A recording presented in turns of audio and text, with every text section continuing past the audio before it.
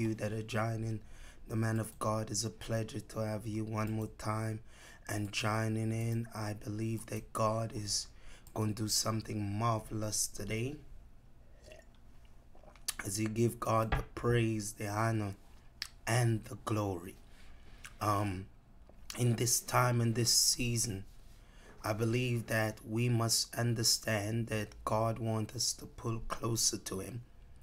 And my topic today is the Fox Wall, F-O-X, wall, okay? And I want to talk to you today because I want to talk to you from the book of Nehemiah. I want to talk to you from the book of Nehemiah. And if you know Nehemiah, you know that he was one that cared about God business and God purpose and God plan will be done on earth. So I'm thanking every one of you on Facebook, Periscope, YouTube, wherever you are joining me from. Did I update that thing? Thanking every one of you that are joining with me right now. God bless every one of you, and God just bless you. Thank you. Facebook, YouTube, Periscope, and we are in the book of Nehemiah. And today's what, Tuesday, the 15th already. The time is going fast, but we're going to look at the book of Nehemiah because Nehemiah come up against a lot of enemies, and I believe that anytime you get a command from the king, you will come up against adversary. Okay, so let's get to the book of Nehemiah. Glory be to God. Well, the first thing I want to talk about, Nehemiah, they don't know too much information about Nehemiah, but we know that he was a cupbearer in the king palace. He was one that actually poured the king wine to the king, and he was one that hold a high position. And so we understand that Nehemiah have access to the king. And the great thing about it, when you have access to the king was one of the highest authority on earth. Once you have access to the king, if you get approval from the king, then the gate of hell cannot stop it. The king represent the highest authority. And so there was a day in Nehemiah chapter 2 we at right now. Therefore the king said unto me, why, this is verse 2, why is thy countenance sad, seeing that thou art not sick, and this is nothing else but sorrow of heart? Then I was very sore and afraid. And I said unto the king, let the king live forever. Why should not my countenance be sad, when the city and the place of my father's sepulchre lay waste? So he's talking about the wall, and the gate thereof are consumed with fire. Then the king said unto me, for what dost thou make request? So I pray to, then said unto me, for what dost thou make request? So I prayed to the God of heaven. And I said unto the king, if it please the king, oh God, help me today, if thy servant find favor in thy sight, my God, that thou would send me unto Judea and unto the city of my father's sepulchre, that I may build the wall. And the king said unto me, the queen also sit in by him, for how long shall thy journey be, and when wilt thou return? So it pleased the king to send me. And I, oh my God, if I was going to change my topic, I would say, the king, I've give you a command. And I set him a time. Moreover, I said unto the king, if it please the king, let the letter be given to the governor behind the river, that they may welcome me over to cross over. So ladies and gentlemen, and I'm going to go over to Nehemiah 4, and I'm going to read one verse from Nehemiah chapter 4, okay? And Tobias, the Ammonite who was at his side, said, "What are they building? Even a fox climb up, oh my God, and it would break down, and their wall of stone." So you understand now, we're going to get into the text. You understand that Nehemiah get a command from the king. And you understand that when the Babylonian king went into Jerusalem and break down the wall and tear down the temple and bring the people in captivity, that anybody could enter in, anything could come in. And so you understand that Sanballat and Tobias, they are actually against Nehemiah, because Nehemiah get a command from God to go back and build the wall. He feel the urge in his spirit that something need to be done for the people of God, aka Shabbat. And the moment he feel that urge and he get the command from the king, the Bible let us know that Tobias and Sanballat, I don't know if I pronounce their name right, but you can pronounce it right. But it said that they came up against Nehemiah. And what they came up against Nehemiah for one reason, because they don't want the wall to be built. They don't want God people to be secure. They don't want God people to be covered and hide. The wall represents more than one thing. Rebuild the wall. It represents prayer. It represents intercession. The wall represents spiritual growth. The wall represents a move of God. It represents protection, the firewall. It protects you from anything that the enemy is trying to throw at you, my God. And so if the wall that Nehemiah built to protect the territory, then they can build the temple after. So the Bible said that Nehemiah start to build. And God give me this word because some of you start to build, but you got some Tobias and Sanballat that is trying to stop you. And so when Nehemiah start building the wall now, they come up against Nehemiah and they said, "We want to have a talk with you. We want to have a conversation with you." They send letter to Nehemiah 3 times. Nehemiah already get a command from the king, my God. And when Jesus Christ give you a command, do not let the devil talk you out of the command that God give you. Because when Nehemiah get that command from God from the king, who is the King of glory? Jesus. And he get a command from the king, it was sealed that he must do what he required from the king. And so he started to build, and these men came up against him from Syria. They came up against Nehemiah and they talking to the Syrian army. Hey, Nehemiah can't do nothing. And they sent a letter to Nehemiah the first time and they said, "Nehemiah, let us meet."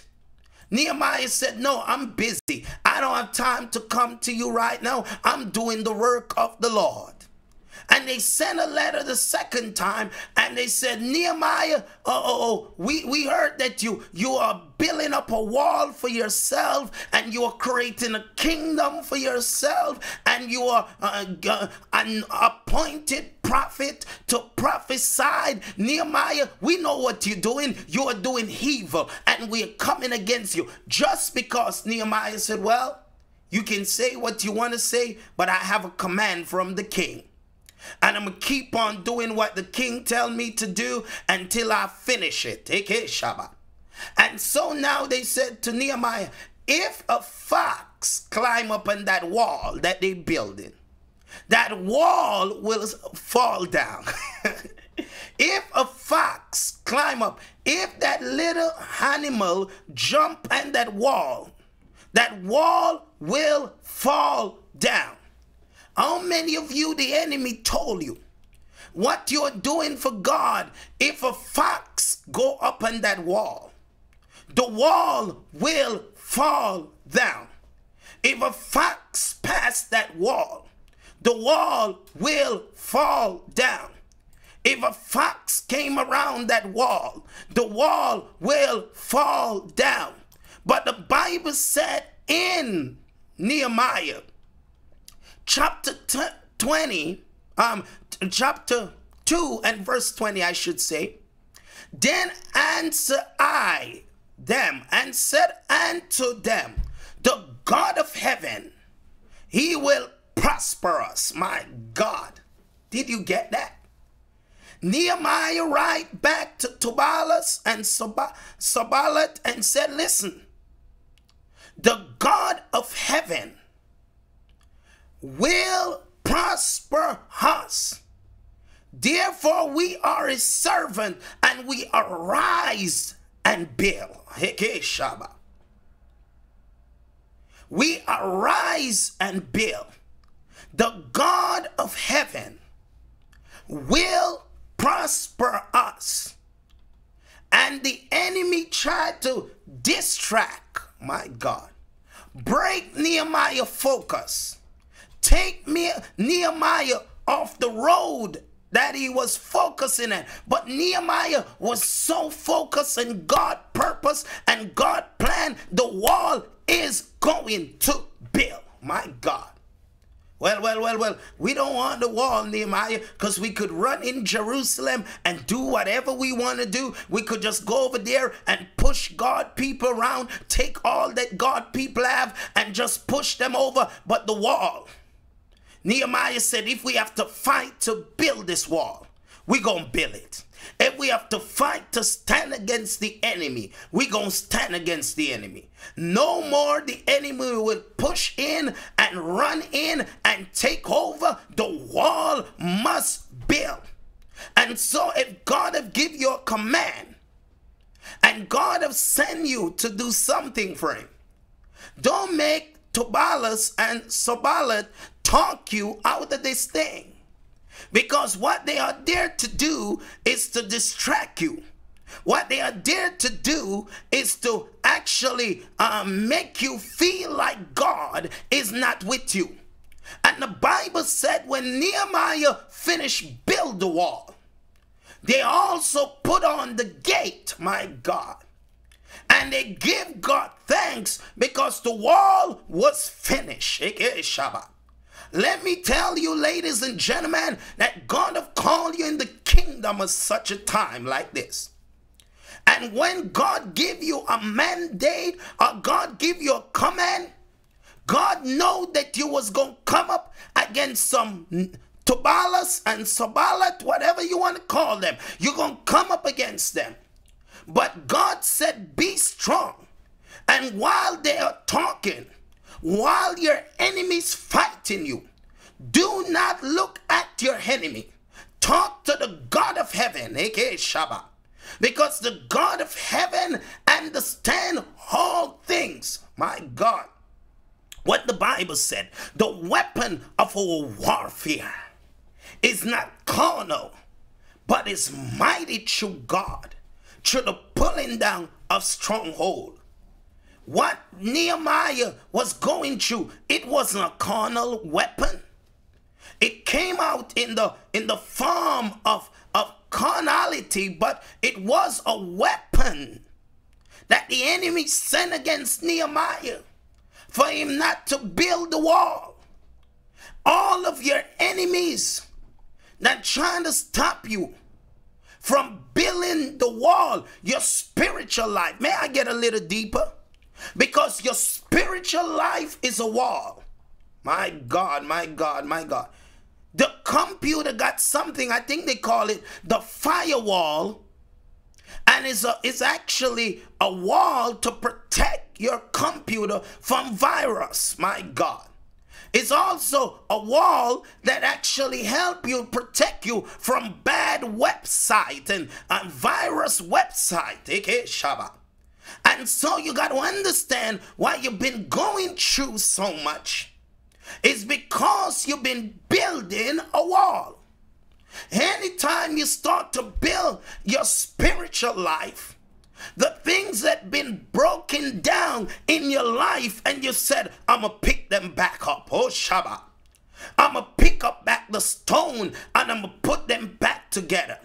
I'm going to pick up the Bible. I'm going to put some word in my spirit.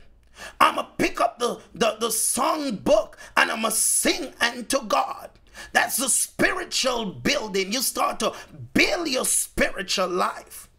And so you got to understand that's the spirit, Tobias, Sabalat, and Tobias. That's the spirit.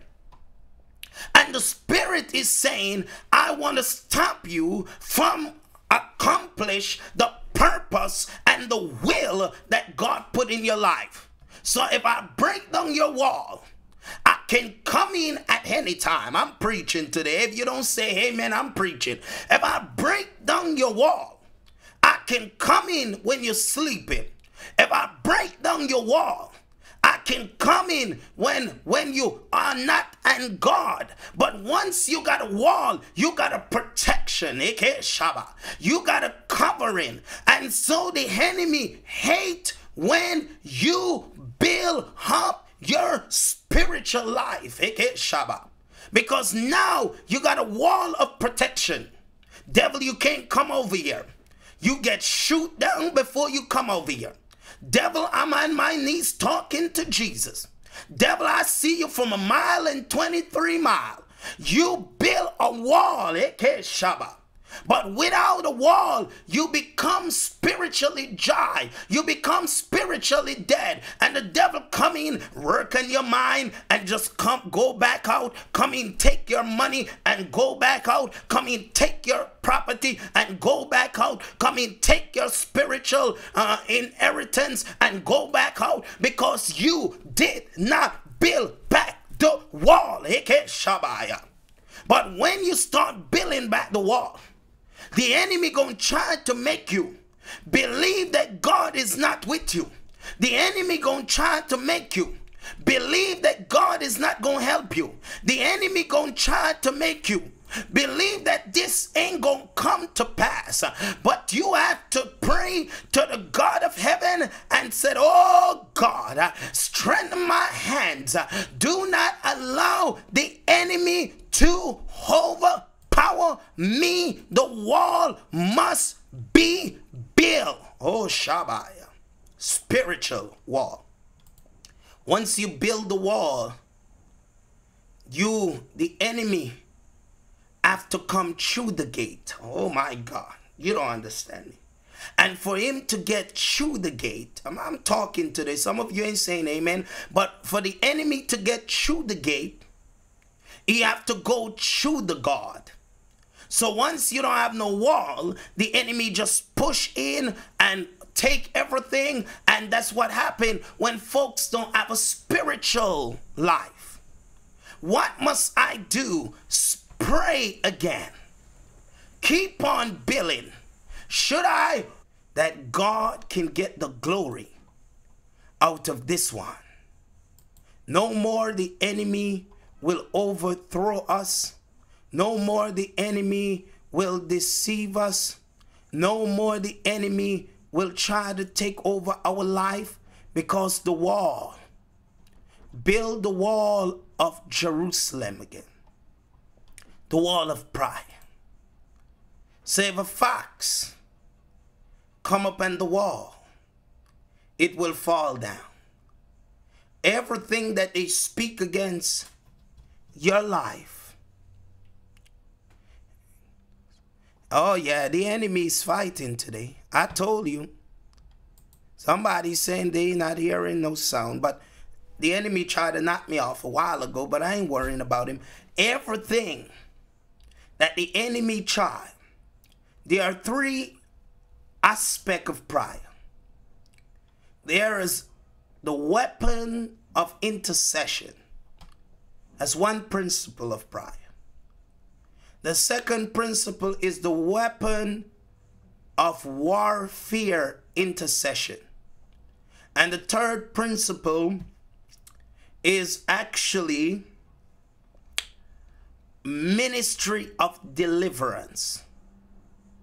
You have to understand that you can have intercession praying, but you must have somebody also fighting the warfare on the other side, more than one group. Satan is a deceiver. And I'm going to talk to you just a little bit. Before I get back to the war. Satan is a deceiver. Satan is a deceiver. He set up target to stop you. So listen to me. You must understand that you must pray. Oh yes, Lord. You must pray for your neighborhood. As long as you pray for your neighborhood and your community, Satan have no power. Everything in the spirit world deal with the principle of spirit. My God. You must understand that when you pray, you don't club in your neighborhood bring demonic forces to stay in your neighborhood. Liquor bar or whatever, the alcohol place where you go and drink, whatever, the bar, that's a next access to demonic forces. You got to understand that even certain things, you don't want it in your environment. So you have to pray against it. Satan attack your finance, because if he attack your finance, he break your focus.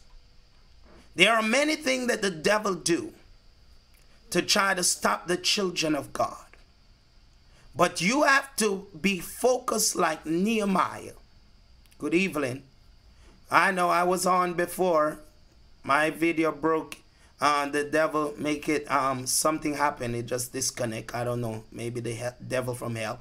But I want to tell you that Satan is actually plotting against the children of God. And he's coming against the children of God with everything that he can come against the children of God with. We must understand Satan attack your relationship.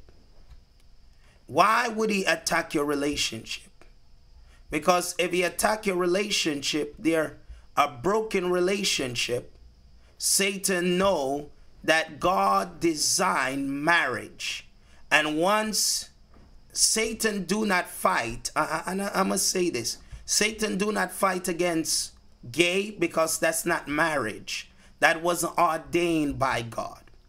But when you are married, Satan fight against your marriage because you want to break. You want to bring discord. Satan used the media. The media is Satan #1 channel. You heard me? The media is Satan #1 channel. I don't use the media for nothing but to pay bill and to preach the gospel. Satan, the media is Satan #1 channel. The media is what Satan used to feed people negative thoughts, negative things. The media is what Satan used to actually spoil your children and to sow discord in them. Satan understand if he can bring actually confusion in your life, you will not focus. You got to understand you cannot run from the devil. Some of you saying, well, I'm going to a different neighborhood because there is so much demonic forces in this neighborhood. You can't run from the devil. The devil is in every neighborhood. You have to deal with him where you at. Christian be leaving, packing up, going to a next neighborhood. It's just a different demons, but is in a different neighborhood. You have to understand that when you come into a neighborhood, or when you come into a place, Satan take out assignment against you. Why? Because once you are in the environment, and I don't know why I'm going there today. Once you're in that environment, the plan cannot prosper. Simple mean that witchcraft and all of that, the witches, the palm reader, there are three, oh Lord, I am leaving my text today. There are three aspects of palm reader. Palm reader know card reading. They know your past. They know your present. But they do not know your future. And I'm going to get back to Nehemiah in a little. Because all of this where Tobias and Sanballat was doing was witchcraft. They was trying to bring Nehemiah down. When you look at you understand, when you go to a witch or palm reader or whatever, they use card. And what demons would assign to those things. They know they would break the card in three, my God, 3 parts. One is for the past, one for the present, and one for the future. And what the devil can do, they cannot, oh Lord help me, know the future. So what they do is this. This is what they do. They pull the card, the demons that assign to your past. They tell you your past, and then they tell you your present, now what you're going through. And then they speak like they talking about your future, but they really deceiving you. So they said, well, God gonna give you a house, or God gonna give you a car, or God gonna give you a husband. And it make it sound good, and if it come to pass, you go back to them and they keep on tying you up in more demonic forces until you actually got bound so much. You got to understand that Satan is out to kill, to steal, to destroy. And so we have to understand, we cannot be ignorant of the devil's device, but we must be wise as a serpent. Because what Satan device is to bring people from God. You got to understand that every religion except Christianity have a gods out there, not the God, but gods that they serve. Every religion. And you got to understand that we have to stay close to God. And as God build up the wall, we will be able to resist the power of darkness and the force of darkness. And so we have to understand, though Nehemiah was building the wall, he was building it for protection. And so we need spiritual protection. We need insight. We need foresight. We need revelation knowledge. We need to discern. We need to know between right and wrong. We need to know that we cannot allow any spirit to take over us, because there are many spirits out there. There is a spirit of prosperity, but it don't have to be from God. There is a spirit of lie, but it's not from God. There is a spirit of wickedness, but it's not from God. The environment that you're living in, or the world, is opening up to a spirit world. And so you have to know that many things that you think that is blessing you. Because many people come to church and still work witchcraft. Many people come to church and still believe in voodoo. Many people come to church and still work with demons. Many people believe that they are Pentecostal and that they are saved, and God is shifting me big time today, that they are saved, but they are still locked up in things. There is a spirit that will even make you get mad at time. You have to discern. You don't know where it come from. You just get mad at your wife, mad at your children. It's a spirit world. So you have to discern. You have to pray. You have to stay firm. You have to stay focused. It's a spirit world. And so you have to understand, yes, that Satan will be locked up for 1,000 years. Yeah, but right now, we are in a spirit world. And so you got to understand that sometimes things come against your mind. How many of you ever feel that you're going to die, but you know you ain't going to die? How many of you ever feel fear, the spirit of fear, get a grip on you when God have not given us the spirit of fear?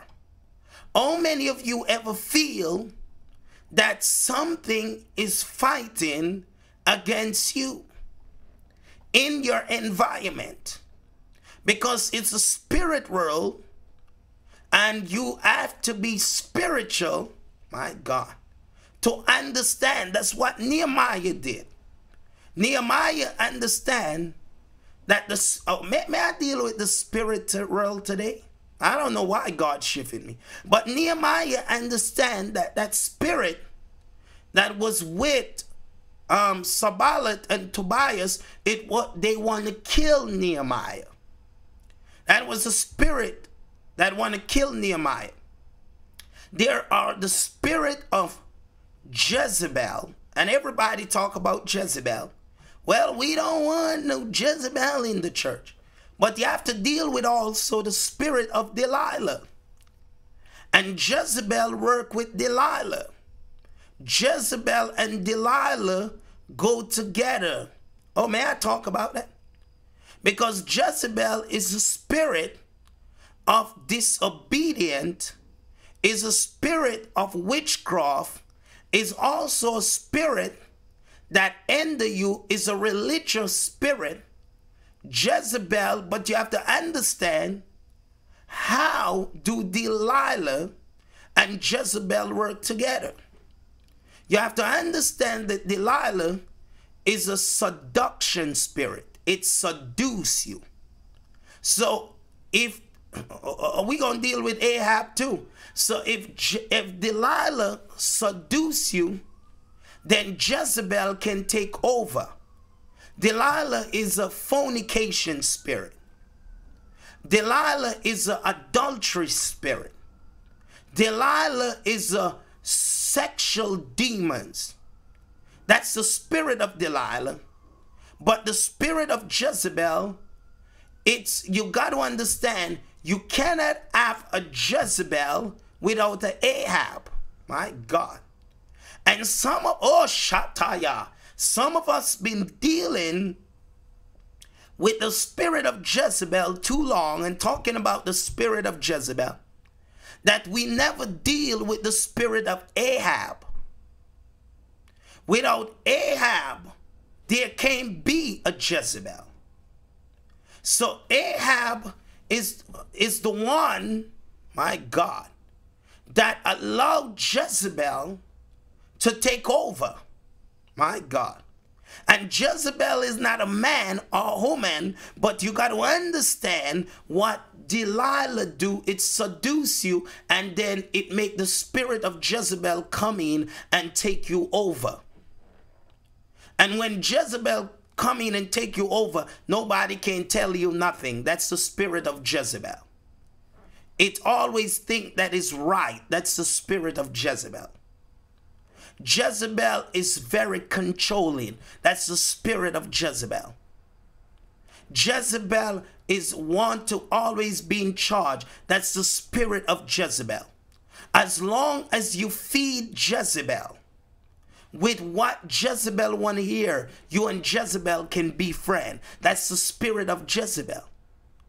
But Ahab, after opening up to the spirit of Jezebel,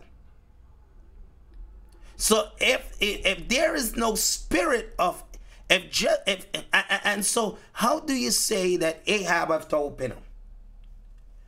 When Ahab be seduced by Delilah, Ahab open up, and then the spirit of Jezebel can attach, my God, to Ahab. You got to understand that this spirit is seeking, oh, good evening, happy new year, thank you, is seeking in your family to destroy your life. How many of you, and I'm being real with you, how many of you have weakness that you never deal with? How many of you have weakness that you never deal with? It can be, these spirits can come through more than one thing. They can come through movie. You can't watch any kind of movie. They can come through movie. They can come through sex movie. They can, when you go to the club, they follow you home. Oh yeah. You think you're having fun, but they follow you home. They can come through different part, you know, like, you know, envy, bitterness, all of that they can take over. Does a spirit, a children of God can be possessed with devil? No, they cannot. Because your spirit is sealed in God. But the problem is when you receive the Holy Spirit, no devil can possess you, but it can torment you. And it's when you open door, such they can torment your mind. They can torment your life. Because what you do is that when you go to any palm reader, anything, you just open a door to a demons. When you go to certain place and certain environment and you accept certain lifestyle, you just open a door to a demons. I shift this. This is all shifting today. And so we have to deal with that spirit. That spirit that want to kill you, that spirit that want to destroy you. How many of you have not deal with the spirit? Simple mean you've been molested, or you've been oh Lord, you've been watching porn. You've been enjoying sex movie that you should not.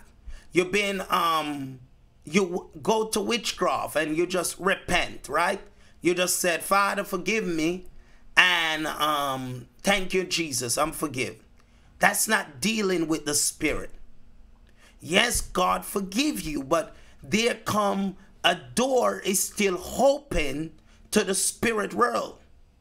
So what you have to do, you have to repent from the deed, not just forgive me, from the deed, and then you have to ask God to take it out of your life, and then you have to ask God to close the door. If the door is still open, you will still be trouble. Spirit world is real, and I can deal with the spirit world. One thing you don't want to do, you don't want to cheat on your husband, you don't want to cheat on your wife. Why? Because the moment you cheat on your husband and the moment you cheat on the wife is the moment you take on that spirit of adultery. And if your wife is not strong or your husband is not strong, they going to do things that is not in the will of God. Why you have to be careful not to sleep with nobody else? My God. Because the moment you watch porn, the moment you open up to that environment, oh God, is the moment that spirit come in you. And the moment you have sex with your wife is the moment that spirit release and your wife. And now your wife find herself doing things that she should not do. And she's saying, how I'm doing this, but I can't help myself. How I'm doing this. Something happened to me. I don't know, you didn't see it, but you know in yourself that you have done something last week, and you bring the spirit and it release and your wife if she's not strong enough. That's why marriage is between a person marriage is between, sex is between two married people. I don't know why God's shifting me today. Help me, Jesus. Sex is between two married people. Maybe this is session 2 because the video cut off in the first time. You know, sex is between two married people. The more you open up to those spirits, and you think that it's just fun, you know, and, you know, the devil will put back those pictures in your head. If many of you could change your life, you would say, I wouldn't do that I did last year because it was good, but it was also bad. Because once you open up to a spirit realm, you have to close the door. And sometimes it's not going to be easy to close the door. My God. So sex is between two people that sanctify and married, and you cannot allow any other demons to come in. Don't let Delilah seduce you. Yeah, Delilah look good. Delilah look great. Delilah may look sexy. But the moment you open up to that door is the moment those spirits take you over. And it will actually bring a lot of trouble in your life. Because to get rid of it is not that easy. Jesus told us that we shall become one flesh. Whatever you do, whatever you watch, you release it to your wife, to your husband. My God. So you got to be careful. The movie you watch, the door that you open. I know you just go to them and you say, well, they just giving me a palm read, and well, they open you up to a spiritual door. You got to understand that everything happened in the spirit realm. Oh Lord, some of you sleeping with the pastor, you got a seducing spirit. Not only you got a seducing spirit, but you got a Jezebel spirit. Some of you that trying to seduce man, you need to get rid of that spirit. Don't get rid of it. Some of you man that are messing around, you are messing up a lot of people's life with those spirit. There is a system. There is a spirit to everything. Spirit to the drugs lord in your neighborhood. Oh yeah, I'm talking about that too. Spirit to the neighborhood that you live in. Come on. Spirit that some neighborhood that you live in, you see drunk people and they acting funny. That's a spirit. And you have to take authority over your environment.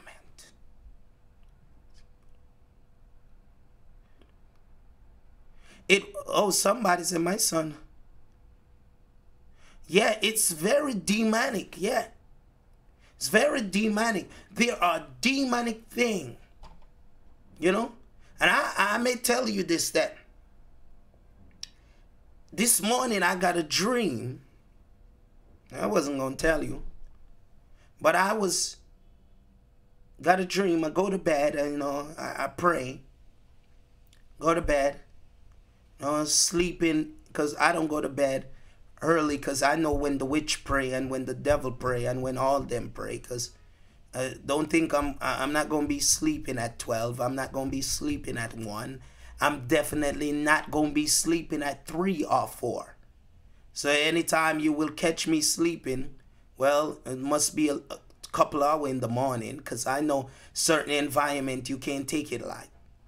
But I was actually got a dream that the demons walk in my house. But she is a girl demons. So where would this, she's a little girl, but she's a demons. But I figure why I got a dream, you know, because, well, you got to understand that people use different spirit. So what the witch would do, or the palm reader would do, or the voodoo worker would do, they would actually go to the cemetery and they actually awake spirit. Awake. Do you know? They awake spirit. But it's demonic, you know? It's demonic. But they awake spirit and they would go to the cemetery. So they may send a man today and the man may come after you and you may conquer that man. Well, they may send a woman, or it may be a giant. You never know. There is different spiritual world. Sometimes you see, that's why you know that there was giant in the land. Have you ever get dream where you see spirit man look like giant, look like beasts? I got a dream one time where I see these man, they so big, they like giant. You don't really want to fight them, you know. But in the spirit world, they have so much dog, you know. I have a dream, and I'm gonna get back to this dream that I'm talking about. But I was in the spirit world and I see a pit bull, and these pit bull that they was coming with, they was giant. These pit bull was giant, and I see the pit bull coming after me, and these men coming after me in the dream, and I would fight the pit bull and push him back. I would even hit his jaw in and break it in the dream. But I understand that this dream that I have, it was a demons, but the demons came in the form of a little girl. And I said, look in my eyes. The demons could not look in my eyes. The little girl could not look in my eyes. Every time she turned her face to look in my eyes, she turned it fast. And I'm trying to get this spirit, because it's like this demons was trying to tie me up in the dream. And I'm trying to get this spirit to look in my eyes, and he could not look in my eyes. Demons cannot look into your eyes. Why?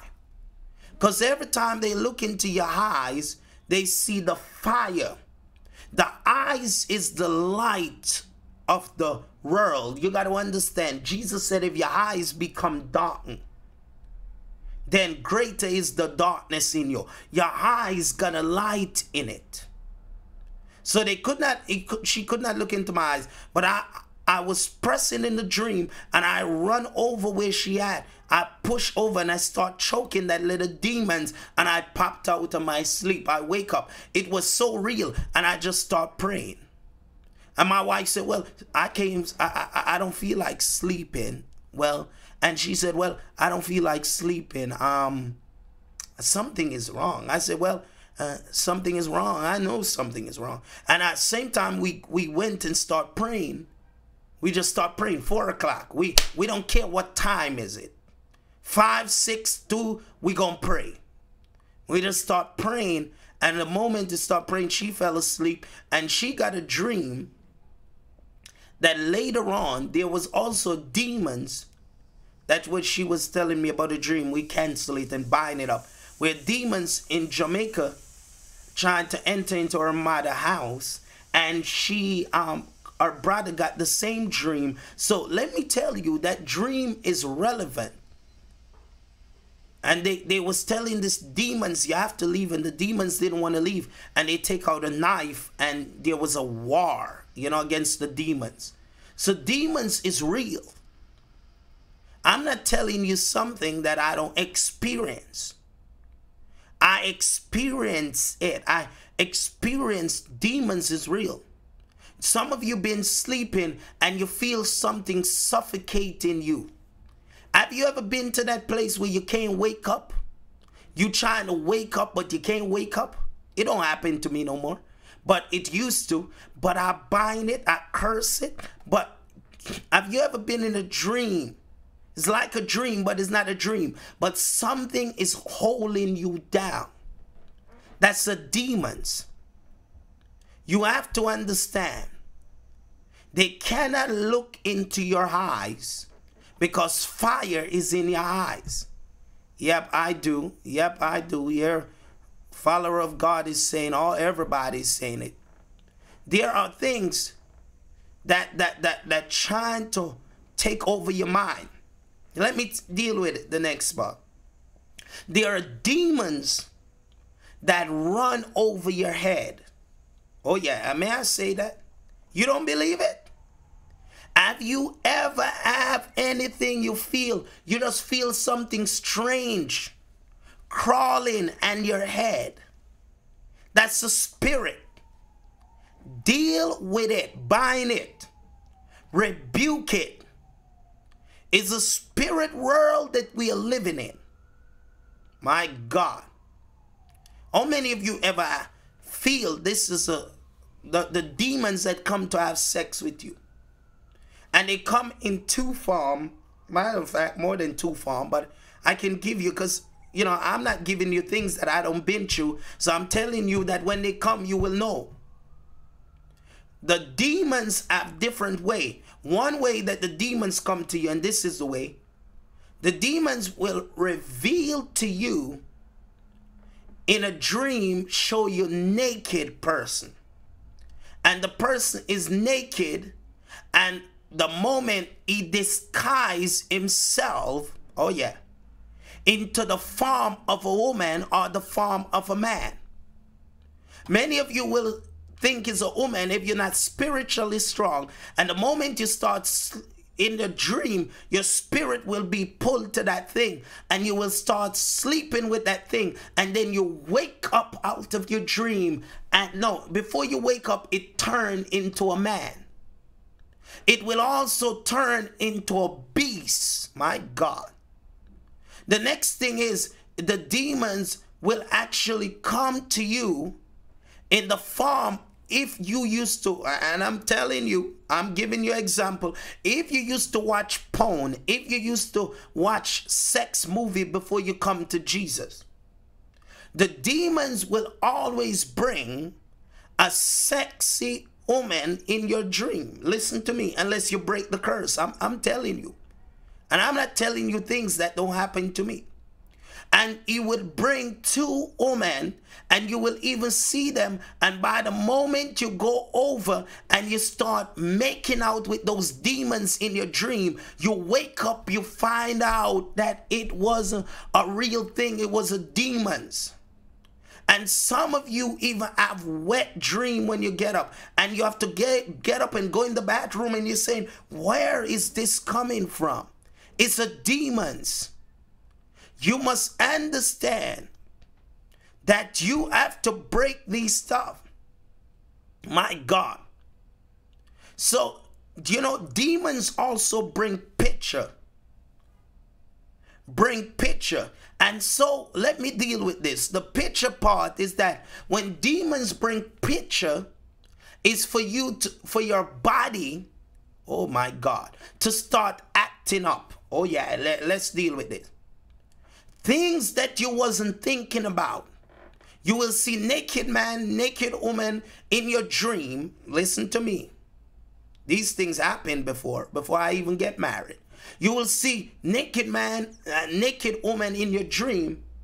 And when you get up, the devil will bring it back to your mind, and you will feel the urge to have sex. I'm being real with you. You have to bind that spirit. That's the demons. Oh yeah.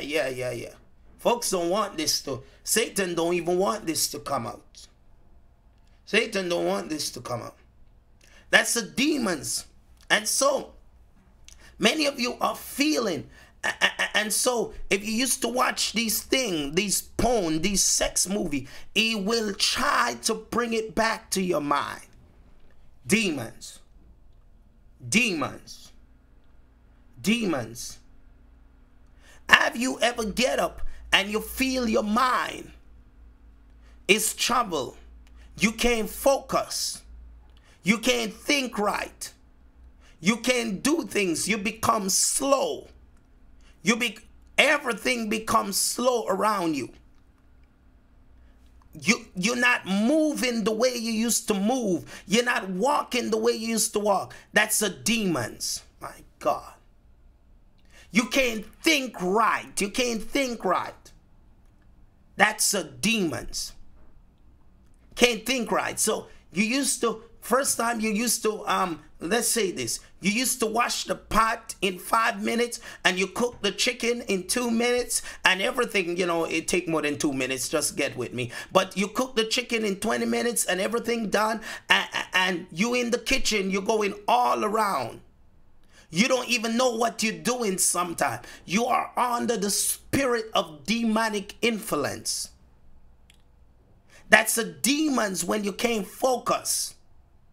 When you can't think straight. Oh yeah, I'm not saying we don't, everything is not demonic, but most of it is demonic.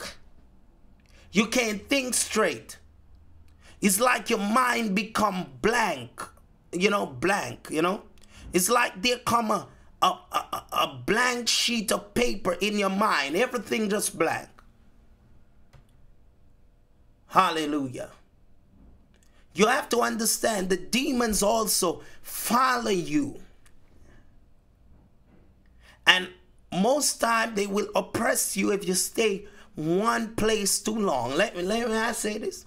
Sometimes you have to take a walk. You have to shift your environment. Or you have to be so much in God that your environment will be so charged that no demons can come in it. But that's one thing you have to understand. You have to understand that they want to destroy your life. Where do conflict come from? Your wife just get up mad. Your husband just get up out the bed, not eating, cursing you out, talking all kind of stuff. That's a demonic force.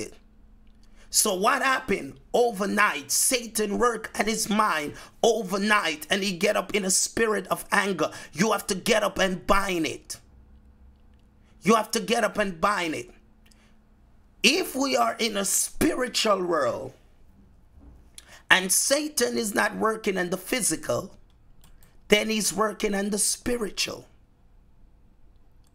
So you got to understand that what we are going through is not just, it's not just 1, 2, 3, and we are delivered. We can be delivered.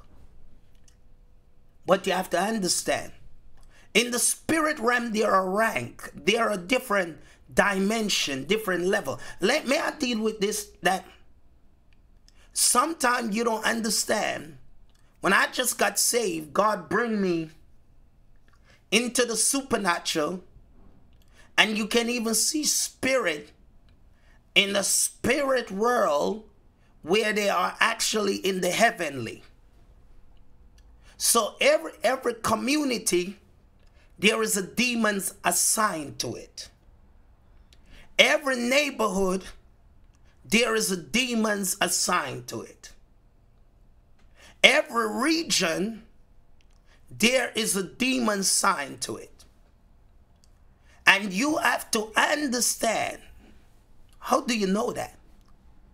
The Bible said in Decapolis, I think I said it right, but there was a city where demons was assigned to. That's why, folks, people don't like when you talk about these things because you expose the witch. The witch don't want to expose. There are things that they do. Candle. And they burn candle. candle bring different scent. Spirit loves scent. My God, may I deal with you? Because the Bible said the spirit was in the tomb, the graveyard. When you go into a place just to buy a candle, and I'm not talking about regular store, but when you go into a place like the place where they sell candle and all of those stuff for witchcraft, and they do it, when you go in there, there's a spirit that is already pulling you to their environment. Pulling you to their environment. There is a spirit pulling you to their environment. Oh my God, somebody said they can't see the video. Satan is mad today. You don't need to go in those places. They have bird, and the bird is attached to a spirit. Why do you think they keep bird in the witchcraft place? The bird have the spirit of death. My God. They send that bird to kill people. That bird go from place to place and kill people. If you ever go to a palm reader place, or if you ever pass it, because you know you live in New York, you're gonna see them. They got one right down there at Church Avenue. When you pass by, you see them all the time. They got bird in there. Why? The bird, they actually set a death angel with that bird, a spirit of death, and they send it out. Different kingdom. There is animal kingdom. There is a spiritual kingdom. The animal kingdom deal with bird. There is a demonic kingdom, and that kingdom deal with different principles, different things. The kingdom of the animal, that's the undersea spirit. That's the sea spirit. That's the water spirit. And then they got, you know, the human spirit that they use human form to guard their self or disguise their self. They come in the form of a human. So you get a dream and you said, well, I see somebody trying to break in my house. May I deal with you? Last night, and that person looked like Auntie Sue. Well, that's not Auntie Sue. That's the demons came in her form. They take on people image that you know. Demons come in different image that you know. So if you love a woman, you know, the devil will put on their image and come in their image. Well, you see somebody trying to break through your house, or come in your house and you see a thief and you say, well, I dreamed that there was somebody trying to rob my house last night. I'm going to put on an alarm. Well, that's not going to help. Some of it can be physical, but most of it is demonic. So they come in the form of a robber, but the devil is a thief, a liar, and a robber. You got to deal with it. There are demons that come to steal your relationship, steal your wife, steal your partner. Deal with it. We have to bind it. There are demons that fight against your money, set up in the workplace. There are spell and curse. There are spell and curse that people speak over your finance, your life. That's demonic. We have to deal with it. Oh, Shabbat. Satan assigned angel in different territory and different place to depress God people. My God, I told you that there are many things you're going through that you can't understand. You can't understand. When your kids start stealing or taking little stuff and you said, well, I told you you was a thief. That's the demons. the demons of stealing, deal with it. You have to rebuke it. Rebuke it and bind it. Rebuke it and bind it. There is a supernatural realm. So what? People can use your hat. Your rare hat. The thing you put on in your head. If they can get to it and they can put things in it to drive you crazy. Demonic. People can get your shoes and they place things in your shoes. And it can, if you don't have the blood and if you're not covered, you can have big feet. Demonic forces can drive you crazy. That's why you must always purge your environment by worshiping and praise and by melody in your heart and by preaching, because the message of preaching, where is anointed, they have to go. Demons like when you relax. They like when you relax, when you kick back, when you take it easy, because once you don't pray, they get more time to make plan. The enemy have a book with every one of your name in it. May I say that? Every one of your name is in the enemy book. And he have a blueprint in your life, every one of you. Simple mean, he draw a blueprint and he watch what you do. So if you are a worshiper, he got a blueprint that you are a worshiper. If you're a prior intercessor, he got a blueprint that, because what he do, he visit you and he look what you're doing and he come back and he visit you again. But if God have an edge around you, that's why you are protected. Why you think God asked Satan, have you find Job, my servant, faithful? He was visiting Job.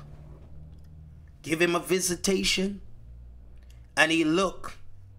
And Job was still praising God. I'm going to come back. Visit you again. Still same thing. Hedge around him. Visit him again. Until God asks him, have you find Job faithful and just? Because he was visiting him so much, but he could not touch him. Because there was an edge. There are many things. Many demonic forces that have name. Holy Mary, Mother of God, or whatever they call. That's demonic. Why would he say that? God have no mother. God have no father. That's demonic. God came through Mary, whom, yes, Jesus. But Mary is Jesus' mother, not God. Because Jesus and God was one, but you got to understand that Jesus did not come from man. He come from God, my God. So you got to understand, according to the flesh, if we want to deal with that principle, God have to put on flesh. But you have to understand that's demonic. Why would you pray to a idol to connect with God? That's demonic. And so today, I want to tell you that there's a lot of things you are going through that you can't understand. Why you think God make you experience dream? I think every one of you right now have a dream.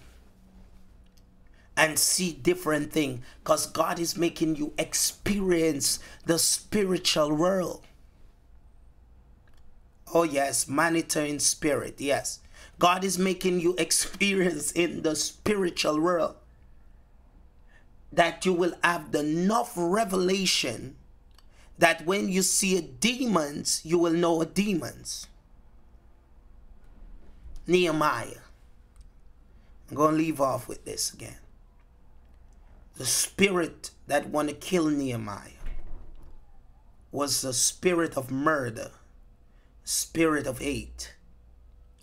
And Nehemiah discerned the spirit. No way you can be around Jesus and do not discern spirit. Nehemiah was around the king and he discerned things. He have seen the king go to war. He have seen the king fight. He have seen the king face enemy on every side. So Nehemiah know when Tobias and Sanballat was coming, he know that they wasn't of God because he could discern. And so because you have been around the king, that is Jesus, you are getting the spirit of discernment to know a witch when you see a witch. And I'm telling you, there's a lot of things that want to pull you. A lot of things want to pull us from God. The lust of the world. You know, when you understand the gateway, many of us commit sin with a married man or married woman, or even people that we are not married to. It's because we don't understand the gateway yet. When you understand the gateway, you understand every time you sin with somebody that is not in the will of God, you are killing your spiritual anointing and your spiritual gift. When you understand the gateway, you stay away far from those stuff. When you understand the gateway, certain thing you won't be easy fall into. But until you understand the gateway, you're going to keep on doing it. There is a gateway. And Satan know. Satan know. Satan know. Every time we sin, not just any sin, because we all sin. We sin daily in our thoughts, our mind. But anytime you allow yourself to get into certain things, you are actually tying a rope, my God, around yourself. You are actually bounding yourself. Every time you open to porn, to sex movie, you are bound. You are being bound by those spirits. And what they are doing, they are pulling you in. You know, like a vacuum where it pull you in, it is sucking you in and in and in and in, and then after a while you become so much in that you just stay in. May I say that? And Jesus have to send a prophet, a man of God, to release you and to get you out. And still it's going to take time for you to get deliverance, because every time you go in something, you go deeper in. The deeper you go in a pit is the harder for you to come out. Oh, the deeper, come on, talk to me. God power is able to deliver you, but the deeper you go into jugs is the harder for you to come out. God bless you. The deeper you go into anything is the harder for you to come out. So listen, if you go deeper, it's going to be harder. And some things you're fighting, it been over 25 years and you're still fighting it because you go so deep into it. Deep into it. May I say this, and I'm going to pray. You become slave to anything you slave yourself to. So if you slave yourself to sex movie, you become a slave to it. If you slave yourself to porn, whatever, anything, lying, drinking, you slave yourself to it. It's harder for you to come out. That's why when Jesus is going to set you free, listen to me. He just set your spirit free. And once he set your spirit free, then you have to, with the Spirit of God, deal with the next things that are around you. Because when Jesus saved you, you think you are fully delivered, right? You said, well, I'm delivered, man. I ain't going to make no mistake now. I'm delivered. And I'm not saying God can fully deliver you, because all things are possible with God.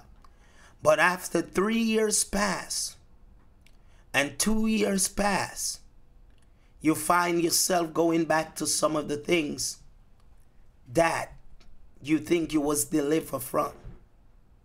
Some of us, God delivers from certain thing totally. He just wipe it out. Like God going to deliver you from drugs, he just wipe drugs out. Because he know that once you get hooked back to that thing, you go, well, anything that you used to fight in the world, you're going to have to put up a fight. May I say that?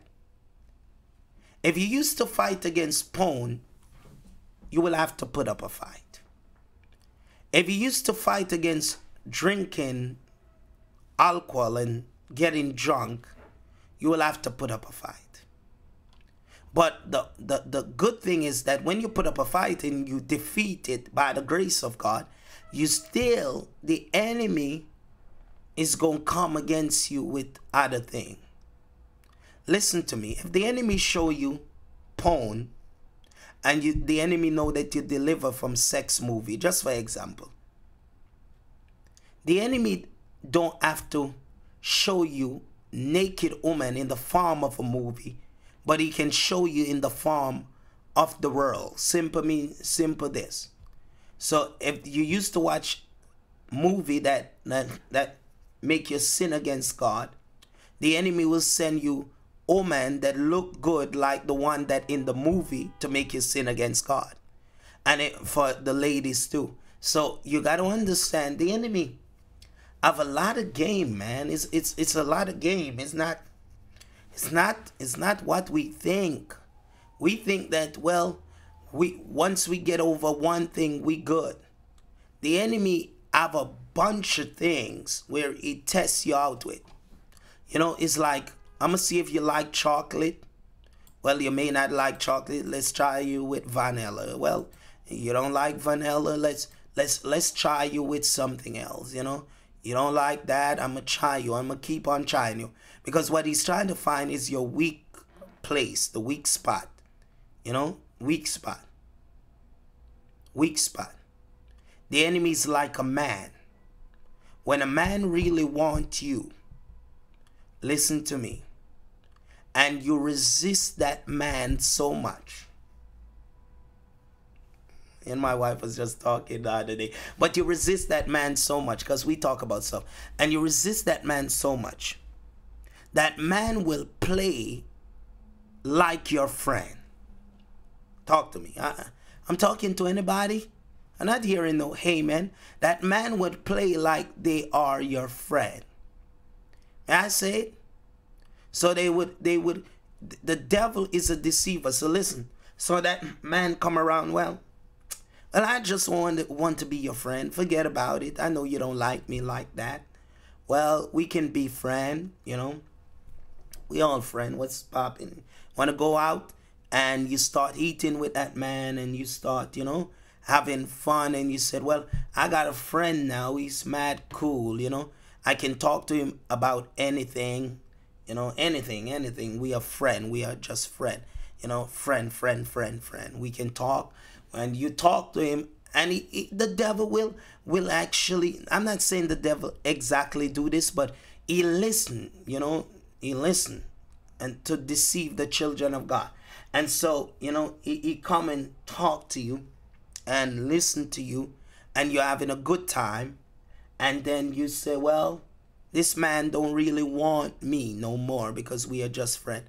And at the moment come that the man bring you out somewhere, you know, the man try to get you drunk, you know. Come on, talk to me. Some of you been through this, sister, before you was saved, and you get drunk, and once you can't control yourself, that man sleep with you. Many people will bring you out and act like your friend, and they pour a little thing in your drink, and you gone all dizzy, and then they take advantage of you. That's how Satan is. He take advantage of people, but he act like he's your friend. Come on, talk to me. How many people you and them go out and you and them good? Come on.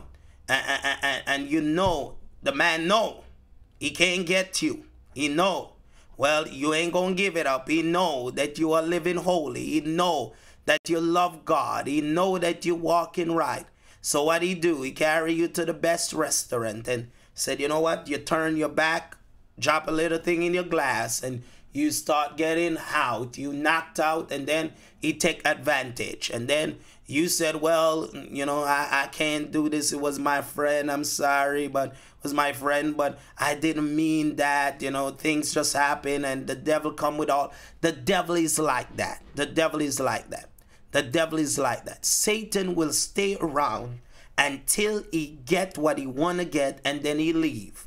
I'm telling you that, come on, talk to me, ladies. Some of you, man will stay around. And man will stay around and walk you to the supermarket, buy you flowers.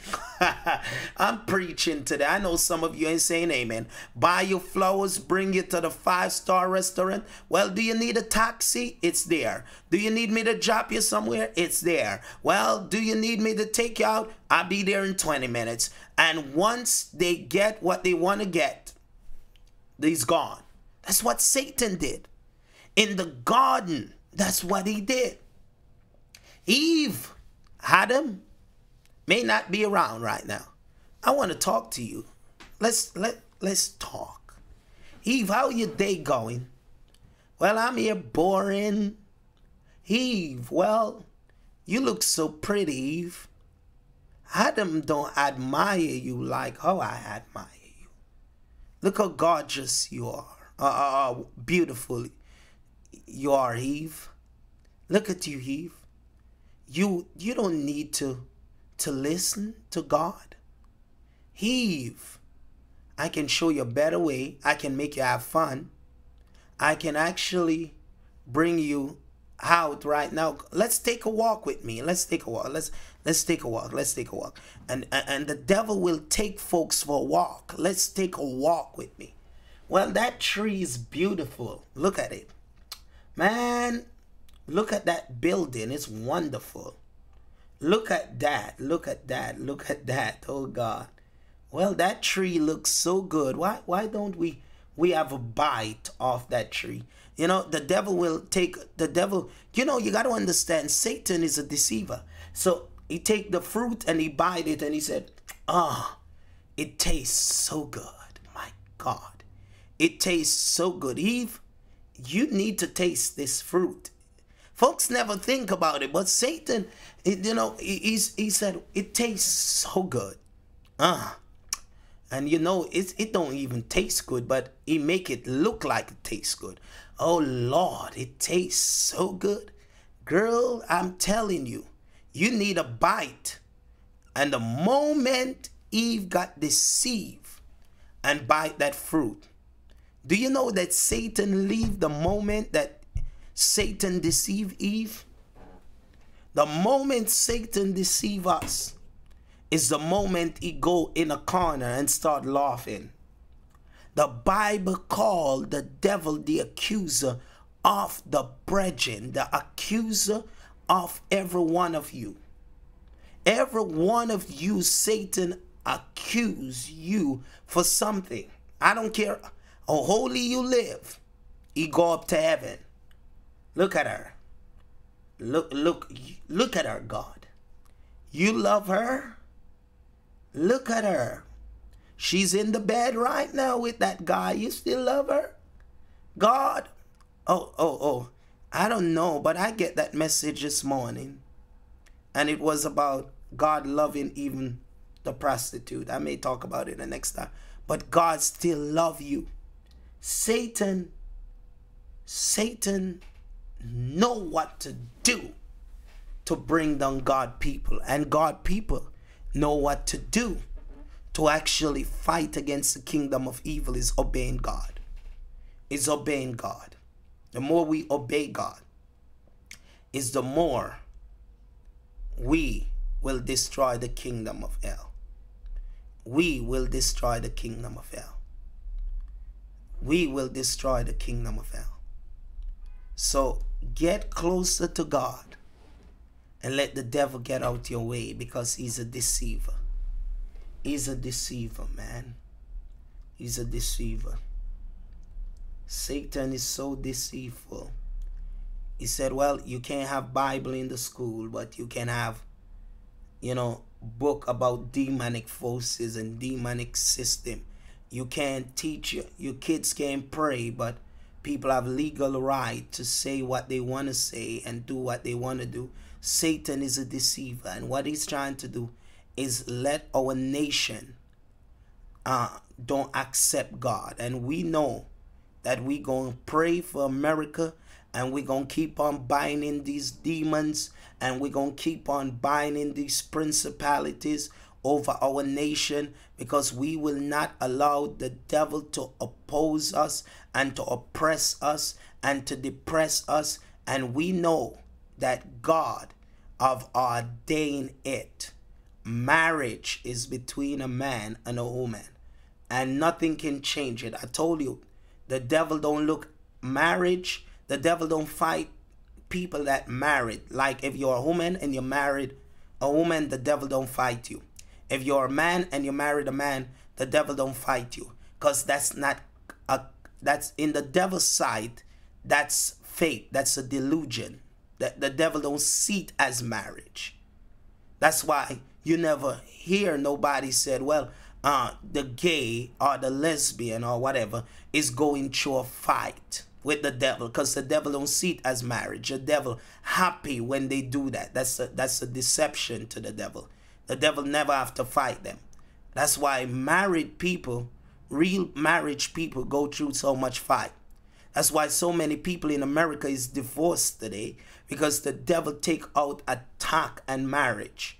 And then the devil give women, don't get mad at me, women, because I love all of you, but the devil make you feel, some of you, that you don't need a man. I'm talking to you today. And that you can do everything for yourself. And matter of fact, you can put your head on ice, and you can make a man bring just get a baby when you want it, and you have enough money, and you're rich enough, and you have your career, and you don't need a man. You run your own show. You're your own boss, and you your own king or queen, or whatever you want to call yourself. Because some of you believe that you're still king. Oh yeah, because some women today believe that they are the man. Well, I'm just being real, and so you believe this, and Satan is sowing this card in you, and this spirit. I don't know why God have me so long, but some of you I'm saying this, that some of you women believe that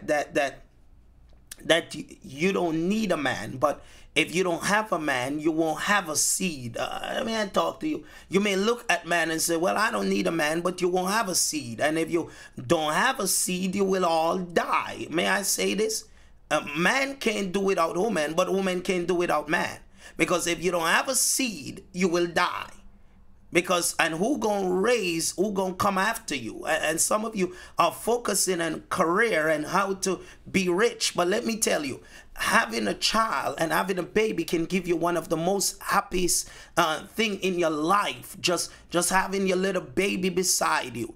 and just giving God thanks for that child. Don't get caught up in career too much and talk about, I'm rich now and I'm wealthy. I don't need no problem. I don't need no baby. I don't need no man. They hard to deal with anyway. They stiff-necked anyway. They a cheater anyway. Well, all of us have problem. And what I'm saying, if God send you a good man, he ain't going to keep on, he ain't going to cheat, I should say. He ain't going to cheat. And if he make a mistake, God, if your marriage is built on the rock, my God, it after loss. Do I say that? If your marriage is on the rock, it after loss.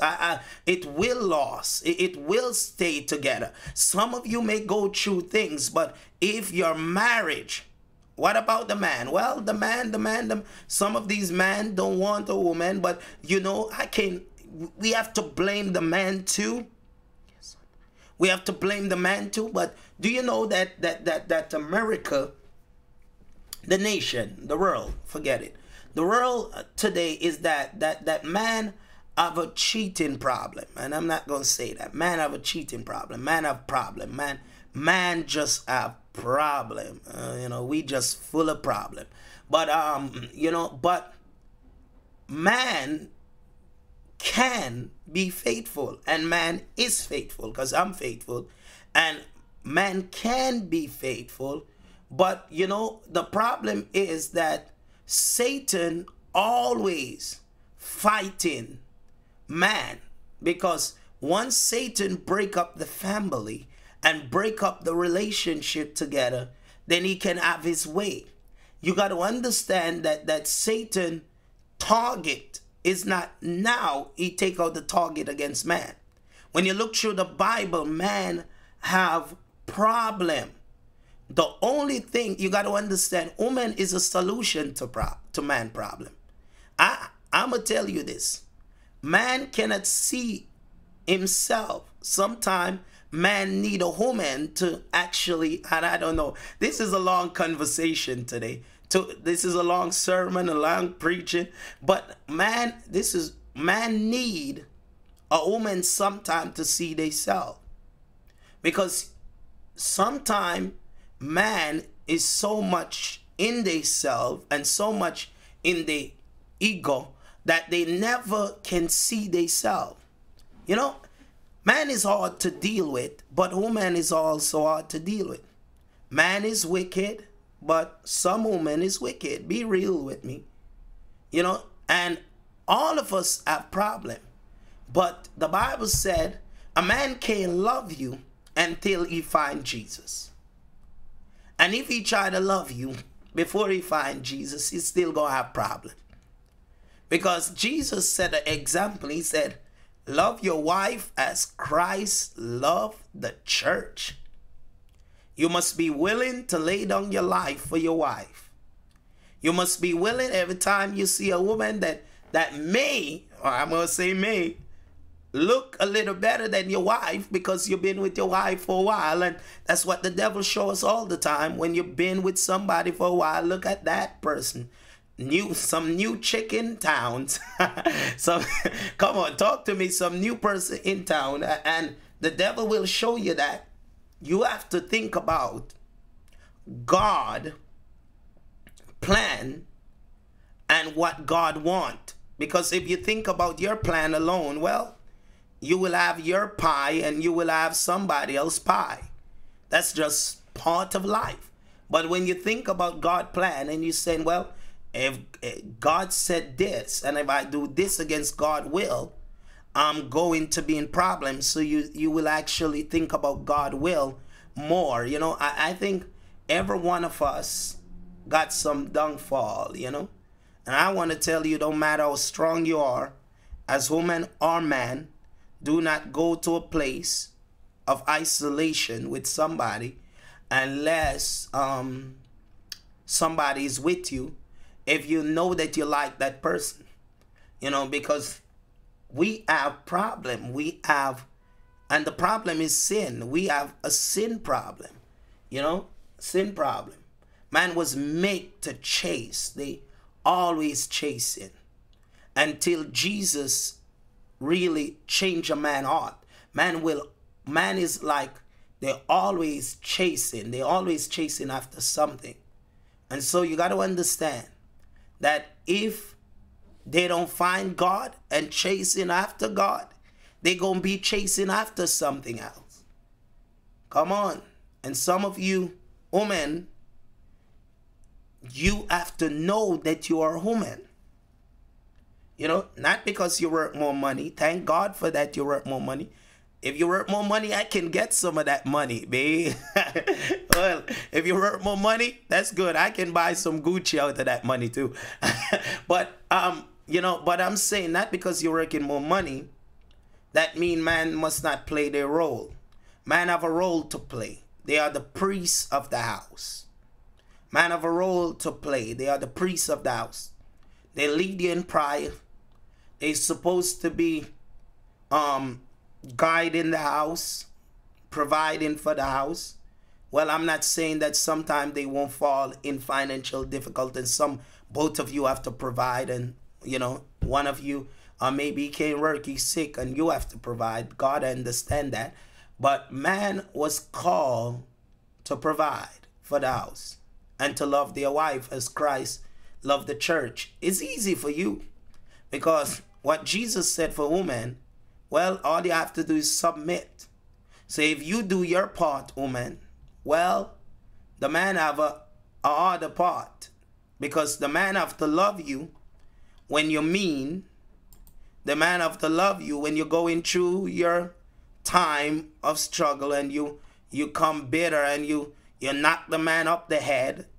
And, you know, the man have to love you when you don't want to be touched by him. The man have to love you when you don't want to talk to him, because the Bible said you have to love your wife. You know, you just have to submit. You can just curse me out and come back and submit, but I have to love you, even in the midst of conflict. You know, so man have a harder role to play. You know, some folks said, I want to be, I'm my own man. Well, that's good. That's good. That's good. But the Bible didn't say that. I don't need a man. Well, you need something. If you don't need a man, you're going to have something else. Oh, yeah. May I? It's because folks don't like the truth. But if you don't have a man, and if God ain't keeping you, then you got a toy. May I say that? Oh, yeah, that's too hard for some of you. But I'm being real.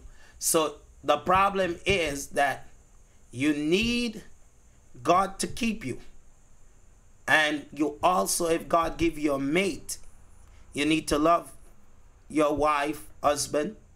You need to listen to your wife, because I'm one that don't love to listen. You know, sometimes my wife, wife just, you know, they just talk a lot sometimes, you know. And sometimes man just don't like the talking. But we have to learn to listen. I find out that they always right in certain aspect. I find out that if you listen to them, you become, not all the time, but sometimes you become wiser. I find out that when you find a wife, man was created to be tough. So listen, we was created to be tough. Man was created to go play ball. Man was created to hunt. Man was created to fight. Man was created to be a man. That's what man was created to be. Man was created from you 5 years old, you jumping off the step, running down the street, you know, fighting. We was that type. We are that type. But when a woman come in your life, you have to change. And change mean that, well, there is some stuff you have to change. You have to be a little bit more compassion. You have to have more compassion. You have to be a little bit more soft. You have to be a little bit more merciful. I said a little because man, you know what I'm talking about. We have to be a little more merciful. We have to have a little bit more compassion. We have to calm down a little, because we always teach to be rough.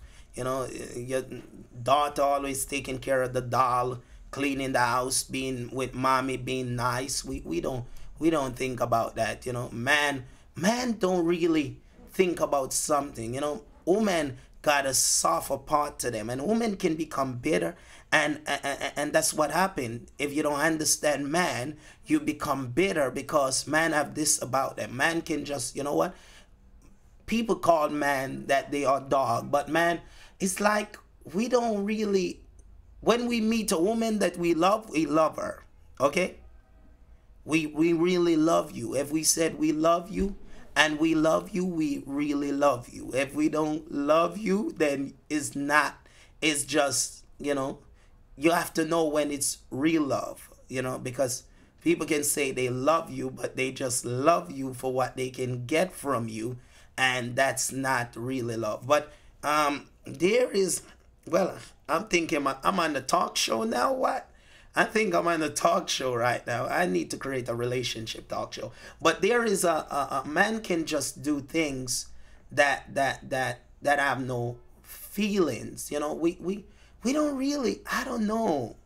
It's that there is a hard part to us that we actually can we don't emotionally, we don't build up with all the emotion, the connection. You build up with connection. We are not built up with all those connection. Man is like a ice box. May I say that? We have feelings, but we more like a ice box. You know, we feel things, but you know, we don't really express our feelings. You know, we don't really express things. So it's like man can actually just sleep with you and you call them, well, babe, I love you. Well, I don't think so. Well, I didn't really love you. You know, it's just, we was just having fun, you know, and you are broken because you emotionally connected to that person. So you got to understand, man is make up different, and that's why man need God. Man need God. Women need God. But when you look at the church today, well, I'm telling you, when you look at the church, you see so much woman, and you don't see too much man. Women all over the church. So when a brother come in, all of these women that want a man and need a man, a sister have a hard time to keep her man if the man ain't saved. And sometimes people look at the preacher and said, well, the preacher, well, or the minister, well, should have known better. Well, they should. Yeah, they should. But you got to understand again that when you come in a church, that you did not used to people lifting you up, and you got a wife home. Just for example, you got your wife home and she mean to you. For example, my wife is loving, so she's not mean to me. But I mean, she's mean to you. She don't talk to you right. She treat you bad. And now you go into a church, well, where you become the minister, and you got 120 women treating you like king, telling you how great you are. If you don't have God in your side, and if you're not stable in God, you will be pulled away. You will be distracted. So when many past the fall and these things are coming out, well, you got to understand that what I'm talking about is that pastor, and I'm going to get out your way, is dealing, when you got a church with over 5,000 people, and most of those people are women. And if you are not spiritually strong and anchor in Jesus, well, you will be like David. After you have killed Uriah and sleep with Bathsheba and hide it for 1 year, and then you come out and said, create in me a clean heart and renew in me a right spirit, because the prophet exposed you. You will. You know, the next part I can't understand now is that how do man become gay when women need a husband? That part is not, I can't understand. But, you know, God knows all things. But we have to understand that man will have problem, one thing, if they not stable. If they not stable in God. And The woman of God said, Pastor, they walk in the flesh. Yeah. If they're not stable. You know, if they're not stable in God, if they don't walk in the Spirit. But let me tell you, because folks, we cannot get this thing out of context. Walking in the Spirit is one. Remember, you don't live in the Spirit. You walk in the Spirit. And if you not always praying and staying before God, you will come out the Spirit. And even when you walk in the Spirit, be real that there is a side to the human factor that have people want to do things that is not against, that's against the will of God. We have to acknowledge it, because don't matter how much you walk in the Spirit, every one of you will still have weakness. Well, unless you get old like me now, that ain't thinking about nothing and, you know, just eating and getting big and praising God. But if you are a human being, the Spirit of God can hold you together and keep you together. But certain things, well, you will have a flashback anywhere you at. You have to make sure, just put it on the subjection. Paul said, bring these things on the subjection. We have to bring it on the subjection. That's the only thing. And why you're bringing it on subjection is because you don't want to be cast away from God. Man have a flesh problem, and the flesh problem lead down to a sin problem, and the sin problem let man make a lot of mistake by following their own gender, their own mindset. And so we have to understand, what we have to understand is that as the body of Christ, and this is what I want to say, as the body of Christ, if we're going to be victorious over the things of the flesh, not just one person have to kill the flesh, but all of us have to start dealing with ourselves. And self-exam is a self-identity problem. It's a self, because all of us come into the church, have a different spirit. Well, some of you may say, well, the pastor shouldn't do that, and the pastor shouldn't do this, and the pastor should have known better, and the pastor should have been up on the high mountain, and the pastor should. Well, you have to talk to David. You have to talk to Solomon.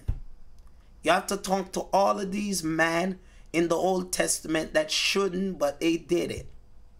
And you have to deal. You have to talk to them, and then you have to talk to Jesus. Because Jesus knows that every one of you was going to have a weakness. But he also knows that his grace is sufficient for your weakness. He also knows that you was going to have downfall. But he also knows that his grace can lift you up. So the problem is that we have to love. But we also, the problem is that we have to subject it to God. If we don't subject it to God, we're going to have a problem. But the problem is for us to know our position. We have to know our position. Man have to know their position. Women have to know their position. Because I told you about the spirit of Delilah. It seduce. And once it seduce you, then Jezebel can come in and work on you. And let me tell you, sin got a link. Sin is like chain. You know the songwriter said, break every chain? Sin, when you commit one sin, it may lead you to a next sin. And then after it lead you to a next sin, you may go to a next sin. And after a while, you find yourself in sin. And after sin is death. So sin have a link. Sin is from one place to another. And so we have to actually pray for each other. I think what the body of Christ need to do is pray for each other. It's covering each other. It's wife have to look out for their husband. Husband have to look out for their wife. And Christ have to look over all of us. We have to look out because we have to stay in God. I think Billy Graham said, he never leave his wife go anywhere. Something like that. Because you got to understand, no matter how strong you are, if sin get you in the right place, it's either you leave your jacket like Joseph, or sin will overturn you or overthrow you. Sin, you got to understand, once the flesh take over, you have no control unless God give you the power to control that thing. So all of us gonna have problem in the body of Christ. Every one of us gonna have problem. But the problem is that we have to work on ourselves. Self problem. That's the thing. Self problem. Because many people will blame the pastor. Well, the pastor, because I was listening to John, what they call him, John Gray or whatever they call him. Well, the pastor do this. Well, the pastor do that. The pastor is this. The pastor is that. Well, the pastor do manipulate people. And I'm going to say that. Because when you have power, and some women are so deceived that if the pastor tell them, well, you know, we just going to have come over, they quick to come over. So, because many time, woman is looking at it like he's a pastor. He ain't going to do me nothing. He's just a pastor. He's my pastor. Well, if he's not saved, he ain't going to be a pastor when you get over there. But what I'm saying, and even if he's saved, if God don't keep him sober and keep him under the blood, and if he don't kill that flesh, then something else. But when I was looking at something and I'm saying that, well, because people always blame the pastor, right? You know, the pastor do this wicked thing, right? I'm not talking about little girl and little boy now. Those pastors need to go to jail. They need to be put in prison. I was listening to a video where this man raped that little girl, I think his daughter. He need to go to prison. He need to stay in prison for a long time. I'm not going to say he should die in prison, but he need to pay for his penalty, his sin. But I'm talking about those growing folks, those women that is growing, those women that is mature, those women that been in the faith a long time ago, right? And they said, the pastor, do this. Don't you have sense to tell the pastor no? Come on. Because we always blaming the pastor. Don't you have sense to say, well, pastor, we can't do this. We can't do this. Or do you so much like the pastor that even when the pastor is doing it, you allow the pastor, and then 10 years after, you come out with something and saying, well, the pastor sleep with me, or, you know, the pastor raped me, or, you know, something. Because people like to come out. I don't get it why people wait until you get rich to say something. You know, as long as you're poor, as long as you are nowhere in life, as long as you and the level where you don't really have no money, or you know, you're just making it, nobody talking about you. But the moment you become rich or have some money, is the moment everybody want to come out the closet. And I think that's from the devil. That's the devil. But we have to deal with it, because we can't just say in the pastor alone. Well, sister, the pastor can't get between your legs. Oh, no. This is really bad. But I'm just have to be real, unless you hope in them. I mean, come on. And I'm just being real with you. So we have to deal with the fact that all of us have a problem, and all of us need the grace of God, and all of us must walk according to the word of God, because nothing happened without we allow it. Come on, talk to me. Some things you can't stop, but some things you can stop. You know, You know, some people even pray for the pastor wife to die because I want that pastor. Position and power is the next thing. Because some of you don't want nobody that don't have no power and don't have no position. You can find a good man. I know he can be a great man, but you know what? I don't want him because he don't have no position.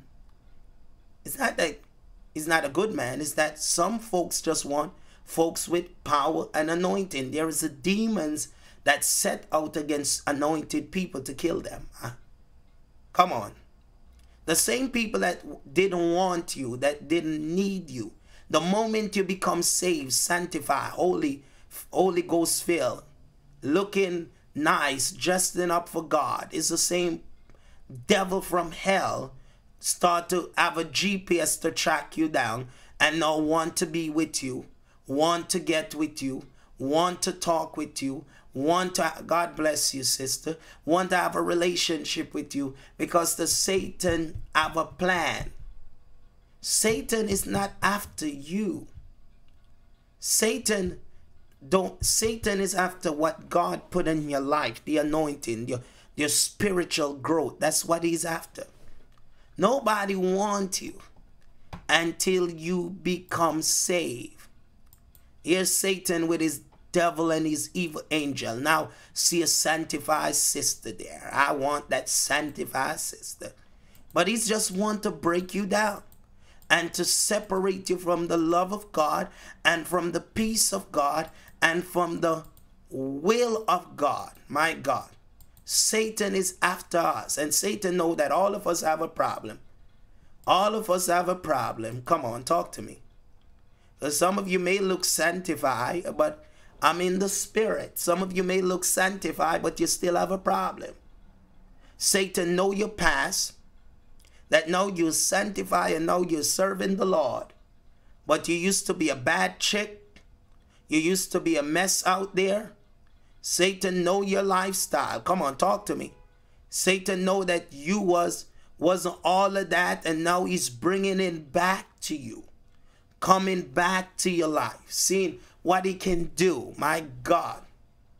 My God.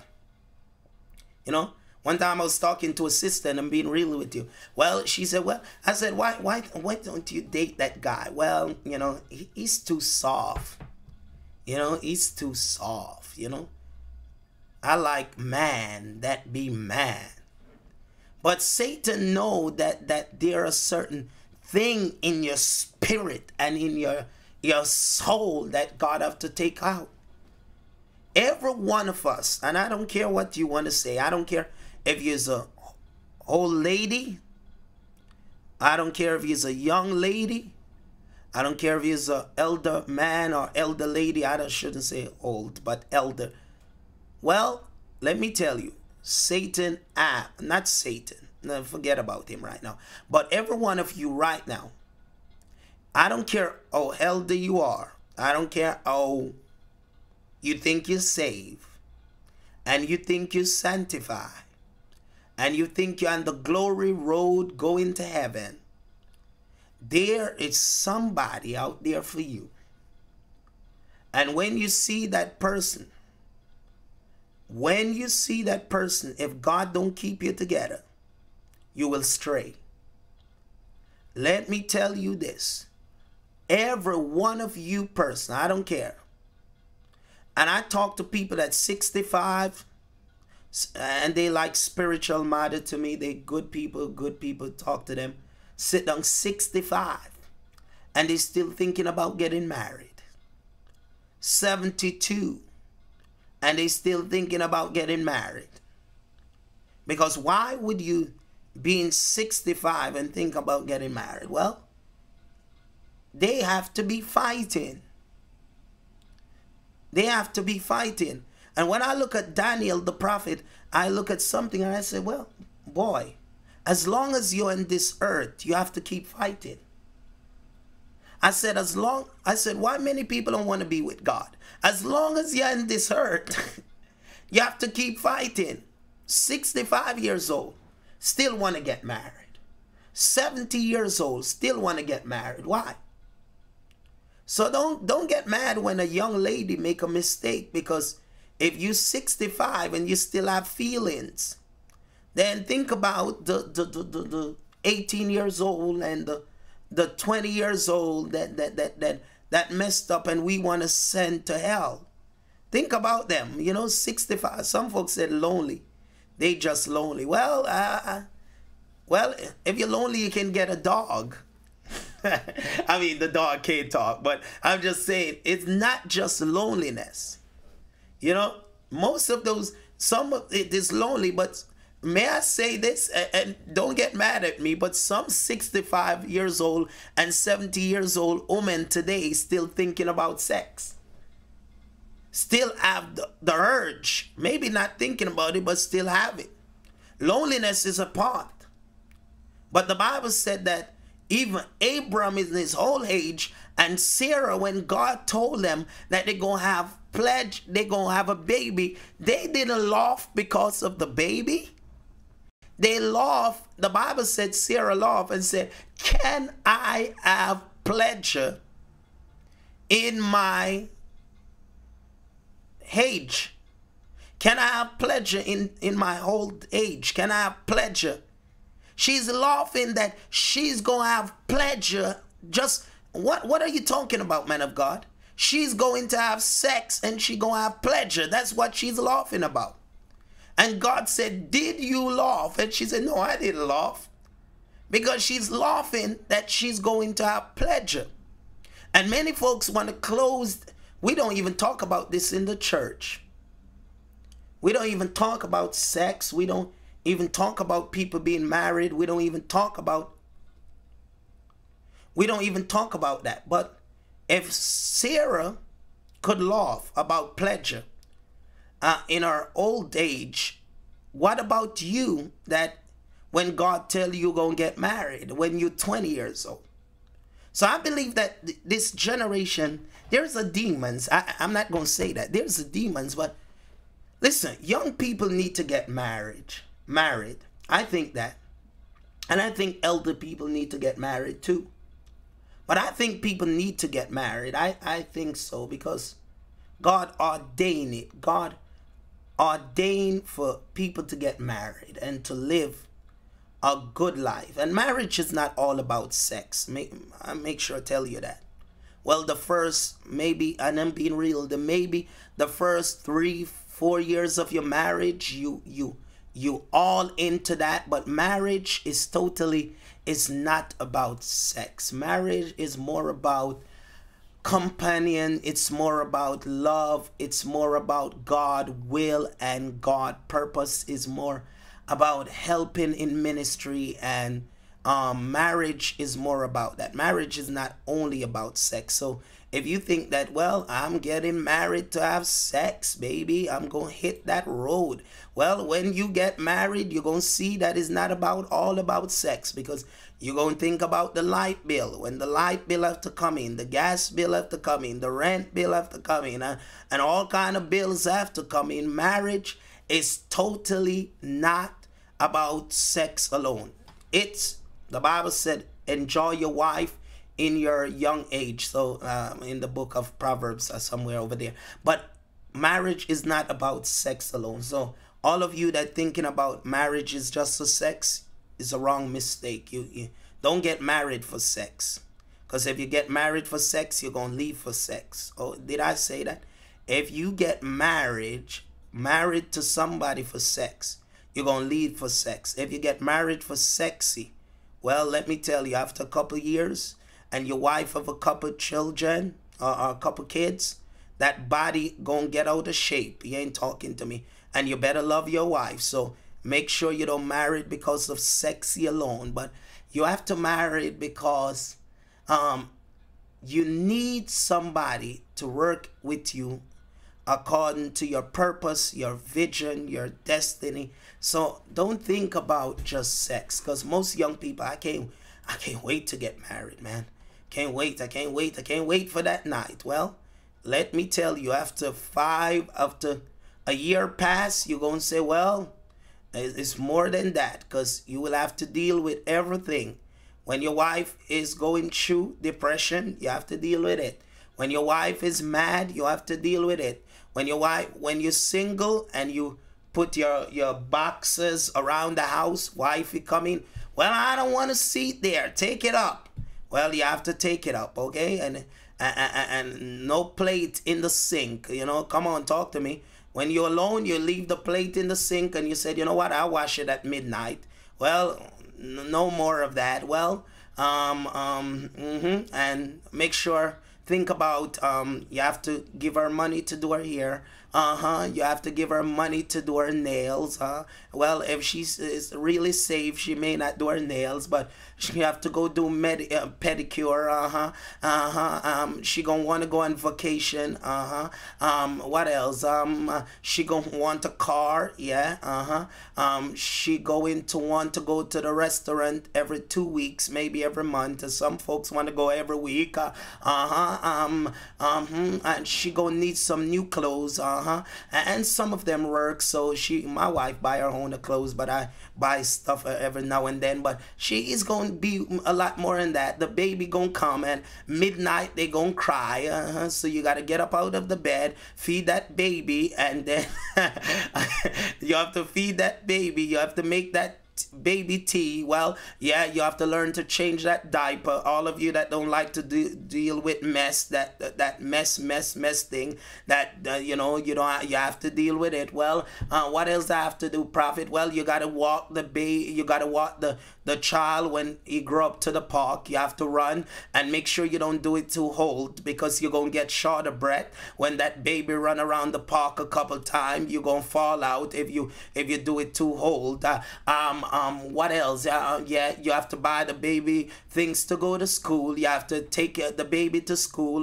Yeah, you have to help do homework, and it's a lot more. It's not just marriage. It's not just sex. When you talk about marriage, you're talking about a big load you're taking on. Yeah, you're putting on a big load, and when you put it on, it's not gonna be easy all the time, but it will work out for your good if you're married and somebody that love God, and that's what I want to tell you. So don't just think about the sex, don't think about the sex. Sex is the least, okay?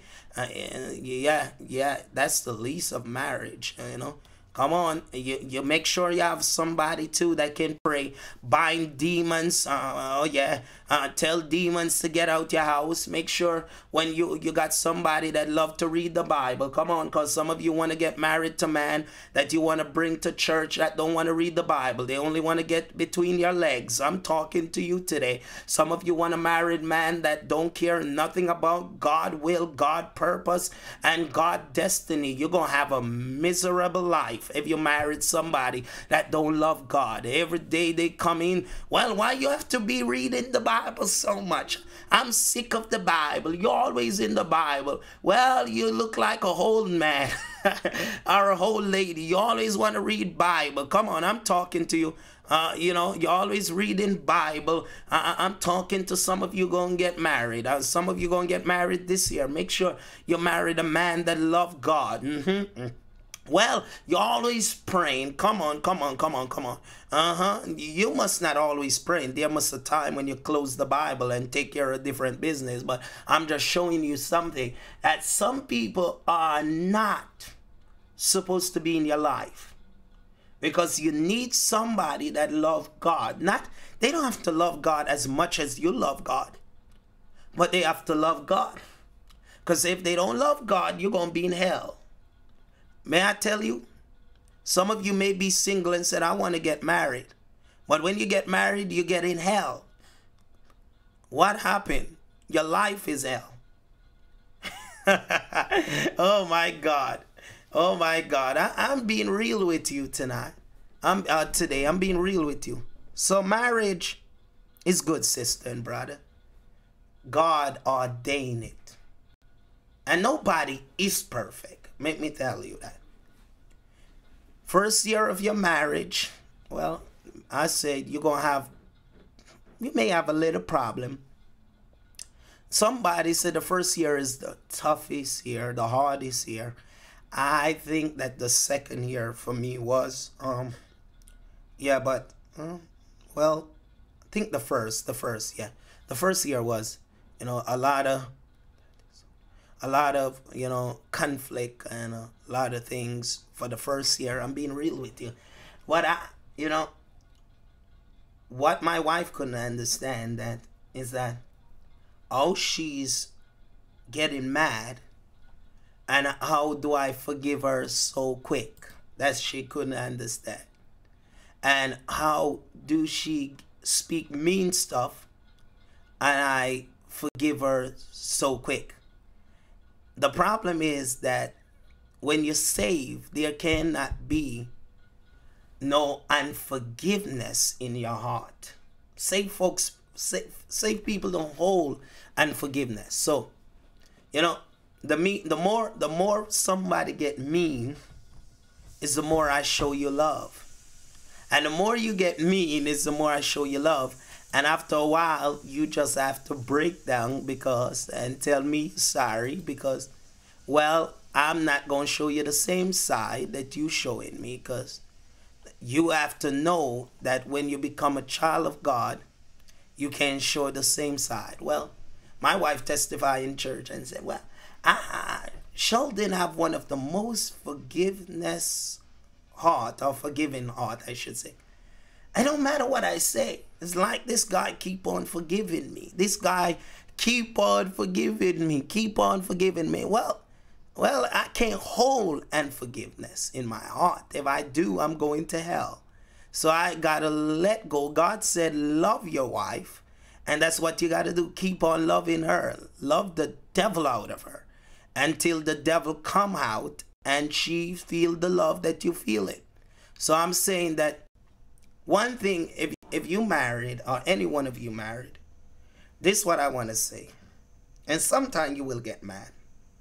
But I'm going to go now. I've been with you for almost 2 hours, or maybe more than that. But I'm going to say this to you. If you get married, this is what I want to say to you.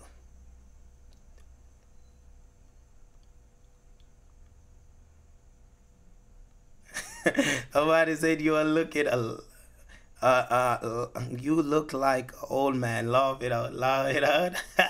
All right. If you get married, well, I'm not that old. How old I am? Somebody said I look like an old man. Okay, well, I'm not that old. I'm what? I'm 31. Yeah. I'm getting there, but I'm still young, I think when you reach 35, you get old, But marriage, if you're going to be in marriage, or if you're going to get married, the thing that you have to do, make sure you do this. You always, well, somebody may say, well, you have a far way to go, Sheldon. Well, I'm still learning. I didn't say I perfect marriage. I didn't say I'm perfect in marriage. I didn't say I'm a teacher of marriage. I'm just giving you my example or my opinion. Well, if you're married, one thing you must know, don't ever get in conflict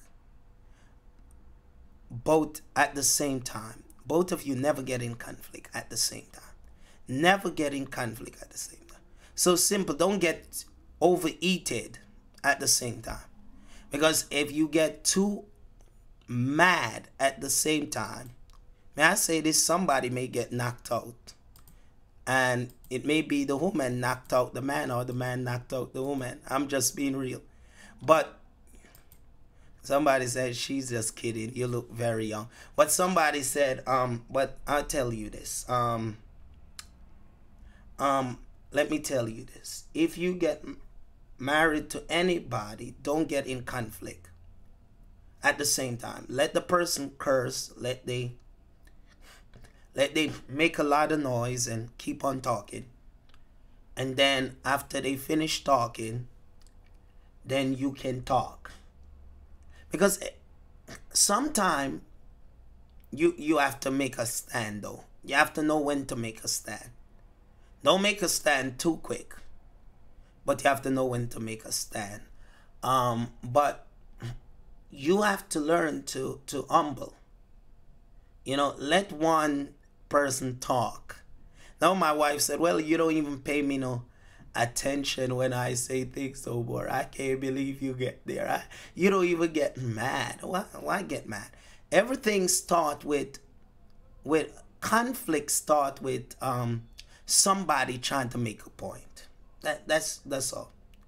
If the person don't make their point, or if the person cannot talk to you, it will break out into a conflict. Many of the things that we have conflict over from South Africa, thank you, man of God. Greetings from South Africa. Many of the things that we have conflict about is because we don't sit down and talk about it. Finance, that we make a lot of problem over, but we don't sit down and talk about it. Problem in our marriage, we don't sit down and talk about it. And once you can't talk about it, then it's going to be a fire. Because if you got a lot of things in you and you never can let out anything, you're going to explode. And that's why when you guys, every person, everybody that married, when you guys have a lot of conflict and you explode, my God, in the house, and you know, a big thing start is because you got something that you want to release, but you did not release it. And you've been keeping it so long because your husband not listening to you. Your wife don't have no time. And it just explode and you guys get in a big fight. And after you guys fight and both of you knock out each other like Mike Tyson, and both of you, you know, around the house, don't take that personal, that's just a joke. But after both of you get in conflict and face to face, and your wife said, I'm gonna knock you out, and you said, be quiet, woman, and then both of you go through a big thing, and the next day you calm down. When you take your pill, I don't know what is your pill is. Your pill may be the word of God, or you take your pill and you relax, and you have to come to the place where you said, well, both of us make a fool of ourselves yesterday. Because you got to understand, she didn't make a fool of herself. Both of you make a fool of yourself. Because the devil is laughing and said, look at the two retarded husband and wife. Now look at them. They sleep in the same bed, eat the same food, you know, pray together, and look at them killing themselves. Look at them. And the devil go to one side laughing, and the neighbor hearing you fighting and say, look at them. They ain't no Christian. They think they are, because the devil they accusing you. Look how they fighting. And the next day, both of you have to come together. And some of you wait for 3-4 days like women love to do. Women always wait for 5 days. I don't like it. I can't stand it when women wait for 5 days. You know, 5 days to talk about something. Well, 5 days ago, something was bothering me. And I'm sick of it. 5 days? Come on. And then they wait for, some of them wait for months. Well, you remember what you did me last month? I'm sick of you. The same thing. I said, well, last month. I can't recall that. Babes, what are you talking about? That's over 2 months now. I let go that go a long time ago. Why are you bringing back that? You know, that's 5 months ago. Some people will wait for 6 months. Yo, listen, and the next thing, don't you ever tell a woman something that's going to make them feel bad. If your wife is ugly, tell her that she's pretty. I'm being real. If your wife don't look good, tell her, baby, you look the best. Is that a lie, Prophet? Well, it helps you stay from conflict because, well, she will wait for a year and then she come back and said, well, I remember you told me that I didn't look good. Well, that's a year ago, you know? So the best thing is to, I'm telling you, the best thing is to just tell her, you the best, girl. You look the best. You the best. And husband, you can tell him, well, you don't look good. Come on, I like you when you look like this. Well, they will get a little offended every now and then, but they get over it.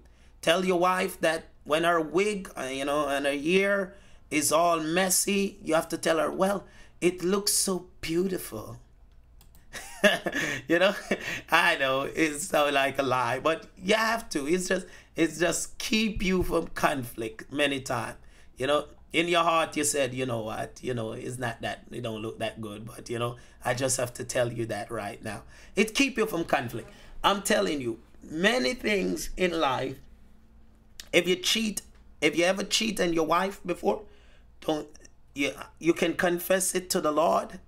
No, before you get married, even before you get married, not even when you get married. Like if you never you was out in the world, and you tell your wife about a woman, keep it to yourself, okay? Don't tell your wife, because she gonna bring it back up 15 years after. Well, do you still thinking about that person? Well, babes, I'm saved. That's 15 years ago. I'm telling you that certain things you do not tell your wife. Well, you can be fair with her, but certain things you don't tell her. I'm going to tell you from now. Man, I know you want to be honest. I know I'm honest too. You want to be honest. But let me tell you, there are certain things. Honesty is relevant. And I know some folks say we should be sharing everything. Well, sharing everything is not a problem. It's when you share everything, then the thing come back to you. My God. You can tell you, not even about relationship. You can tell your wife simple thing like, well, when I was young, man, my father beat me upside the head, for example, just something. And then your wife would tell you, you and her getting a little conflict. Well, maybe because your father beat you upside the head, that's why you act so crazy. Come on. All of you women know that I'm talking the truth. And if I'm not talking the truth, then you can say I'm a liar. But I'm talking the truth. Wife go back for things that long time ago. Well, you tell your wife, I almost died 20 years ago. And your wife, you and her got in a conflict. You should have died. You should have died. You should have died. Come on. I'm being real. And so, it's just true, It's just true. Well, when your wife, my wife is funny, but, some wife is funny, some wife is really, they really bring back things. You should have died. So it's not everything good to talk. The Bible said that Nehemiah didn't let the people know what is in his heart. Some things is good to talk, but something make you have peace, no, let me say that. Sometimes, like wife get mad sometimes so quick too. Like this, and I'm going to pray for you. I'm going to close off now. But wife will get mad, right? Your wife go out and, she see a handsome, and we're saved, so we talking. But she see a handsome guy and she looking at the guy. Well, the guy is handsome. You didn't say nothing. You just make she look at the guy, and she look at the guy and smile before you.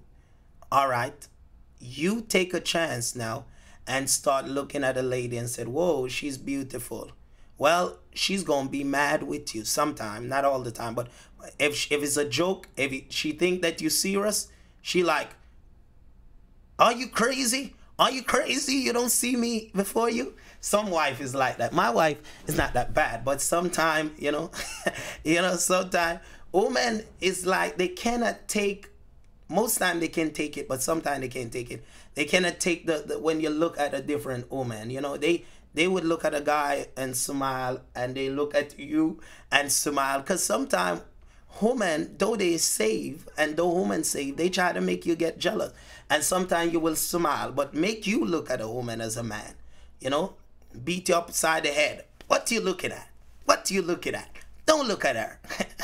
I'm joking. But God is good. Let's pray. Let's pray. Let's pray. It's good to laugh. It's good to smile. It's good to, but sometimes all of that happened. But relationship, God put it together, and it will stay together once you love each other. Once you love each other. Once you love each other. My wife is not abusive, okay? She don't abuse me. So don't take that personal, because some folks always say, well, your wife abuses you. No, she don't. But let me tell you, every one of you, I don't care how saved you are, and if you say I'm a liar, every one of you women, I don't care how saved you are, every one of you women is jealous. And if you say, I'm not jealous, man of God, well, you don't really love that man. Not jealous as beating up somebody or fighting somebody, or, but jealous as some of you don't want to see no woman around your man, like, why are you talking to her so long? Women like to say that. Why are you talking to her so long? Well, I'm just trying to have a conversation. I'm not coming over and asking why you talking to especially when they know that the lady think that the lady like you. Why are you talking to her so long? Well, I'm having a conversation. I'm safe. I'm safe. What are you talking about? Well, I'm just checking. I'm just checking. I'm just checking. Every woman and hurt have they jealous. I don't care who you are, who you say you are. Every one of you got some jealousy in you, unless you don't meet the right person yet. And man too. May I say man is jealous too. Man is not jealous, but man is jealous when they see somebody trying to talk to their wife. Like not having a regular conversation, talking. Well, God is jealous too. I said God is jealous too. God said, serve no other God, because I am a jealous God. So if we have the God jealousy is different, but if we have a little jealousy in us, we take it from our Father.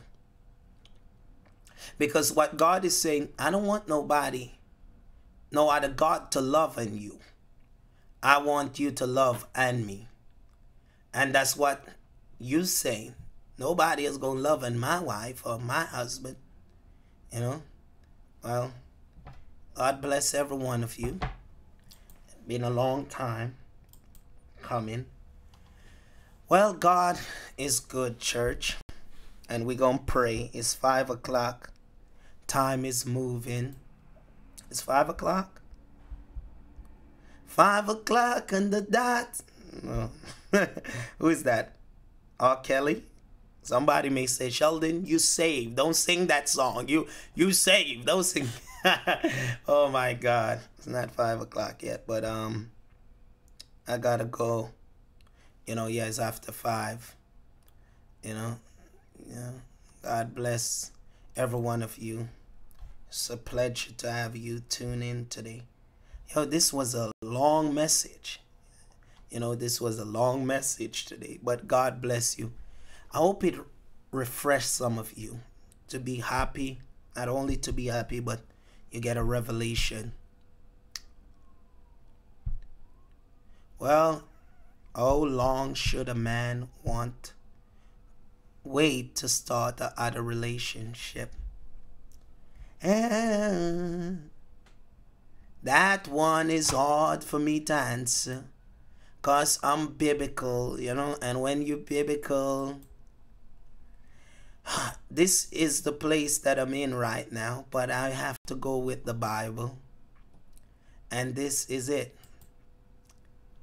If your husband die, marriage is a tough thing. And this why it's tough. This, we all come back to folks don't like to hear this, but this is tough now for me to answer, but I have to answer it. And I have to give you a Bible, not what I think, a Bible perspective in this. The Bible said if your husband die, then you're free to marry again. But, and this, a lot of people don't believe this in America. But we have to go with the Bible, okay? Have to go with the Bible. There's one question somebody's asking me. Somebody's asking me. The Bible said if your husband die, you are free to marry. And if your husband is alive, you can't marry. That don't mean that you're going to take out your husband now. Listen to me. The Bible wants us to know that there is only one marriage once your husband is alive. Once he dies, you can marry it again. But in God's kingdom, there ain't no divorce. And this is odd. Because millions of people across America is getting remarriage again. There's one marriage. So even if my wife get big and fat, and I still have to love her. And I'm not saying fat as calling anybody ugly that fat. I love all people and all sizes. God created you wonderful. But the Bible said, if you're going through a relationship and your husband abuse you, you can separate from him. Or if he commit fornication. But if there is space to reconcile it, then you can reconcile it back. But there is no 23 o'clock there in Germany. Okay. But there is no, thank you, brother. But there is no divorce. And a lot of people can't accept that because should I stay with a man that beat me? Should I stay with a man that mean me no good? Well, I'm not saying you must, but I'm saying that's what God requires of us, that we do not have a remarriage unless the man die. And if that's what God requires of us, I can tell you that we cannot jump over God. You know, I can tell you that millions of people wouldn't agree with me on this topic, and millions of people listen to me all over the world that have been remarried. And I can tell you that you're gonna go to hell. But I can't tell you neither that you go into heaven. Because the Bible said, he that break the least of my commandment shall be least in the kingdom of heaven. So remarriage is against God's constitution or God's word.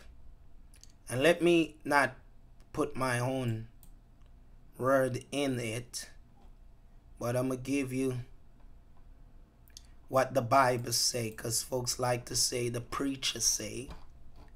You know, like a guy, he's my friend, still listen to me on Facebook, but he cursed me out one time. Well, the Bible didn't say nothing about remarriage, and I'm remarried. I said, well, I'm going to give you the verse, my brother. You can read it. And he come back and said, well, Sheldon, the Bible was right and I was wrong. But I'm remarried and I'm staying it. I said, God bless you, brother, and keep you. I love you same way. I don't condemn you, but it's against God's will. Okay, so the Bible said in Matthew chapter 5 and 32, but I said unto you that whosoever shall put away his wife, save in for the cause of fornication, and cause her to commit adultery, and whosoever shall marry her, that is divorced commit adultery. So the person that remarried you commit adultery. Not only that they commit adultery, but they live in adultery. That's the thing. Matthew chapter 16, Luke chapter 16 and 18. Whosoever put away his wife and married other commit adultery. And whosoever married her that is put away from her husband commit adultery.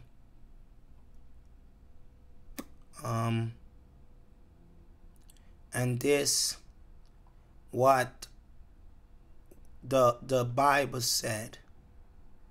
The Bible said marriage is not just and I'm teaching that it's a vow. It's not a covenant. Marriage cannot be, the vow cannot be broken. Covenant can be broken. That's why when you vow, you said until death do us part. It's a vow. So, you know, sometimes we can't vow and unless we know we want to vow. Now, this was when in Deuteronomy, where a lot of people look at, when a man have take a wife and married her, and it come to pass that she find no favor in his eyes, because he have found some unclean in her, then let him write her a bill of divorcement and give it to her in her hands and send her out of the house. But that was because of the bitterness of their heart. Jesus said it was not so from the beginning, the hardness of their heart. Well, boy, it's a rough thing. It's a hard thing. Pray for you. Pray for you. But some of you don't get divorced because you see a man that look better. You know, marriage is a vow. It's a vow.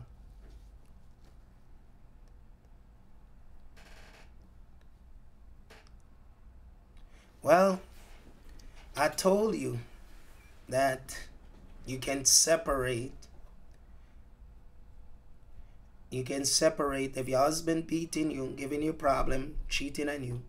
You have the right to separate.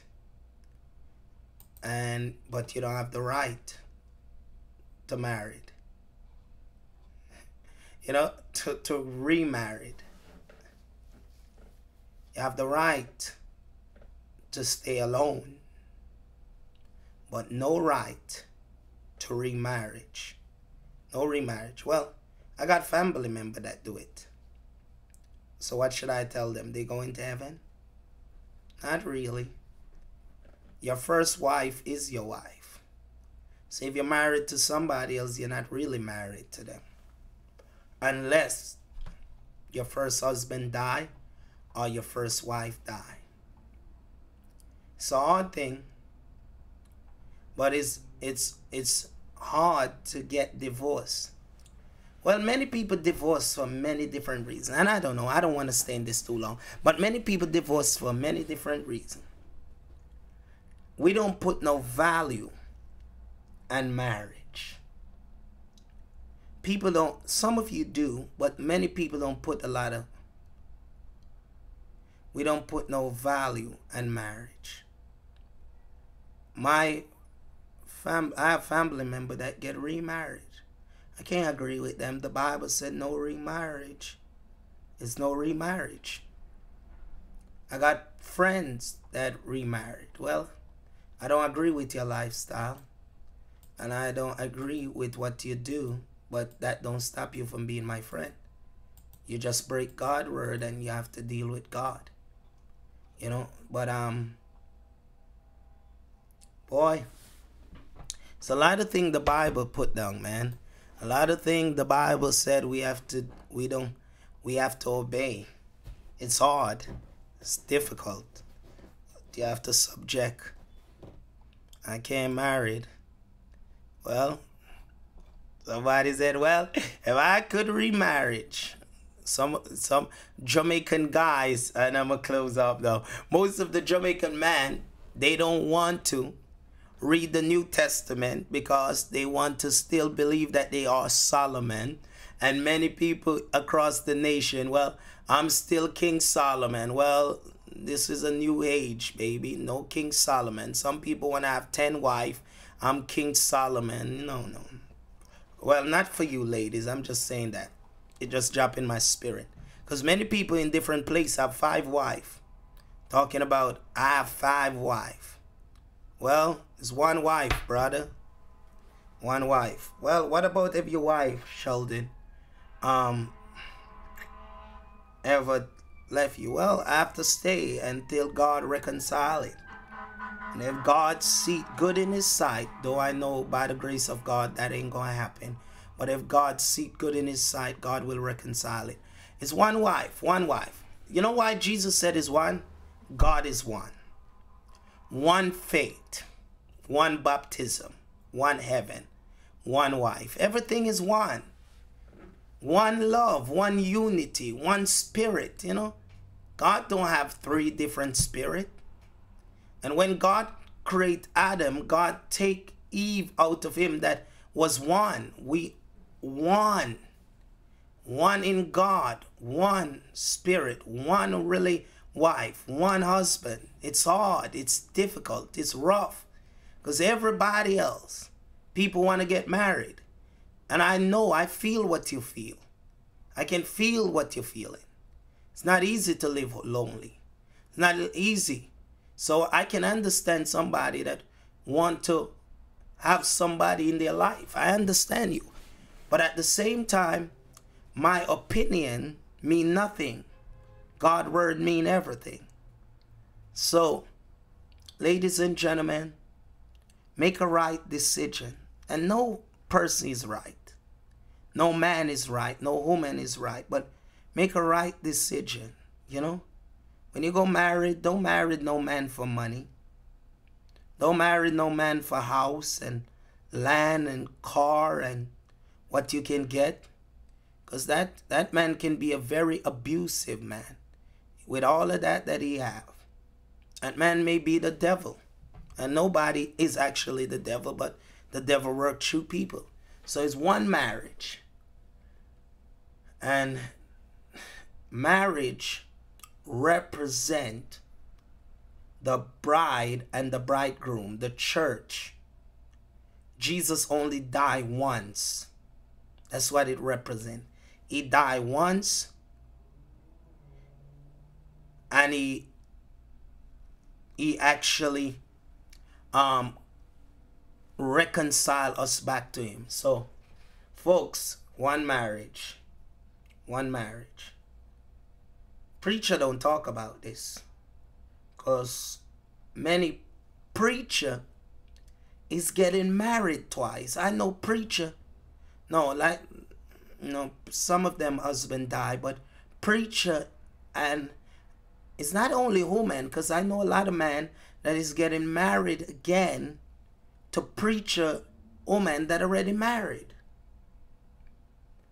And we can't go to heaven living our ways and our thinking what is right, and the Bible laid down instruction. What marriage is between a man and a woman. 2 men is foolishness. 2 men is foolishness. 2 women is foolishness. Marriage is between a man and a woman, and it been instituted by God. Love it, appreciate it, and tell God. Talk to God about your husband. Talk to God about your husband. Even if he backslide, even if he's a Muslim, even if he's a crazy guy, talk to God. Ask God to work something out. Let me tell you, marriage is never easy. So you may go marry the next man. Well, there are some people that compatible, and what they mean by compatible, it don't mean perfect, but easy to get along with them more. Like my wife said, me and you not compatible, Sheldon. When she called me, she said, but we getting to love each other and know each other better. But she said, we not totally compatible. I forgot the word, but but compatible is in your mind. You all can work things out. So let Jesus work it out. What the word I was looking? Okay. Alpha male. She always tell me that. Well, alpha male, I think something like that. So, but something like that. Something I don't even know what she was talking about, but she talk all kind of stuff all the time. But let God work it out. Marriage is once. So don't run go marry no crackhead now. Marry the man of God. Don't run because man have a little money and have a little car. Don't do that, baby. You're going to be in problem. You don't want a car and then you have black eyes. You don't want a car and then the man is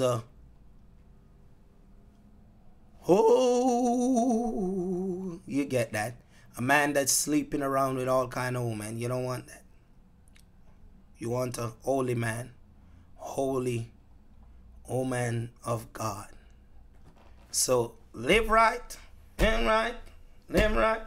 All of us make mistake. Live right. And God love you. I have to go. I'm gonna go. God bless.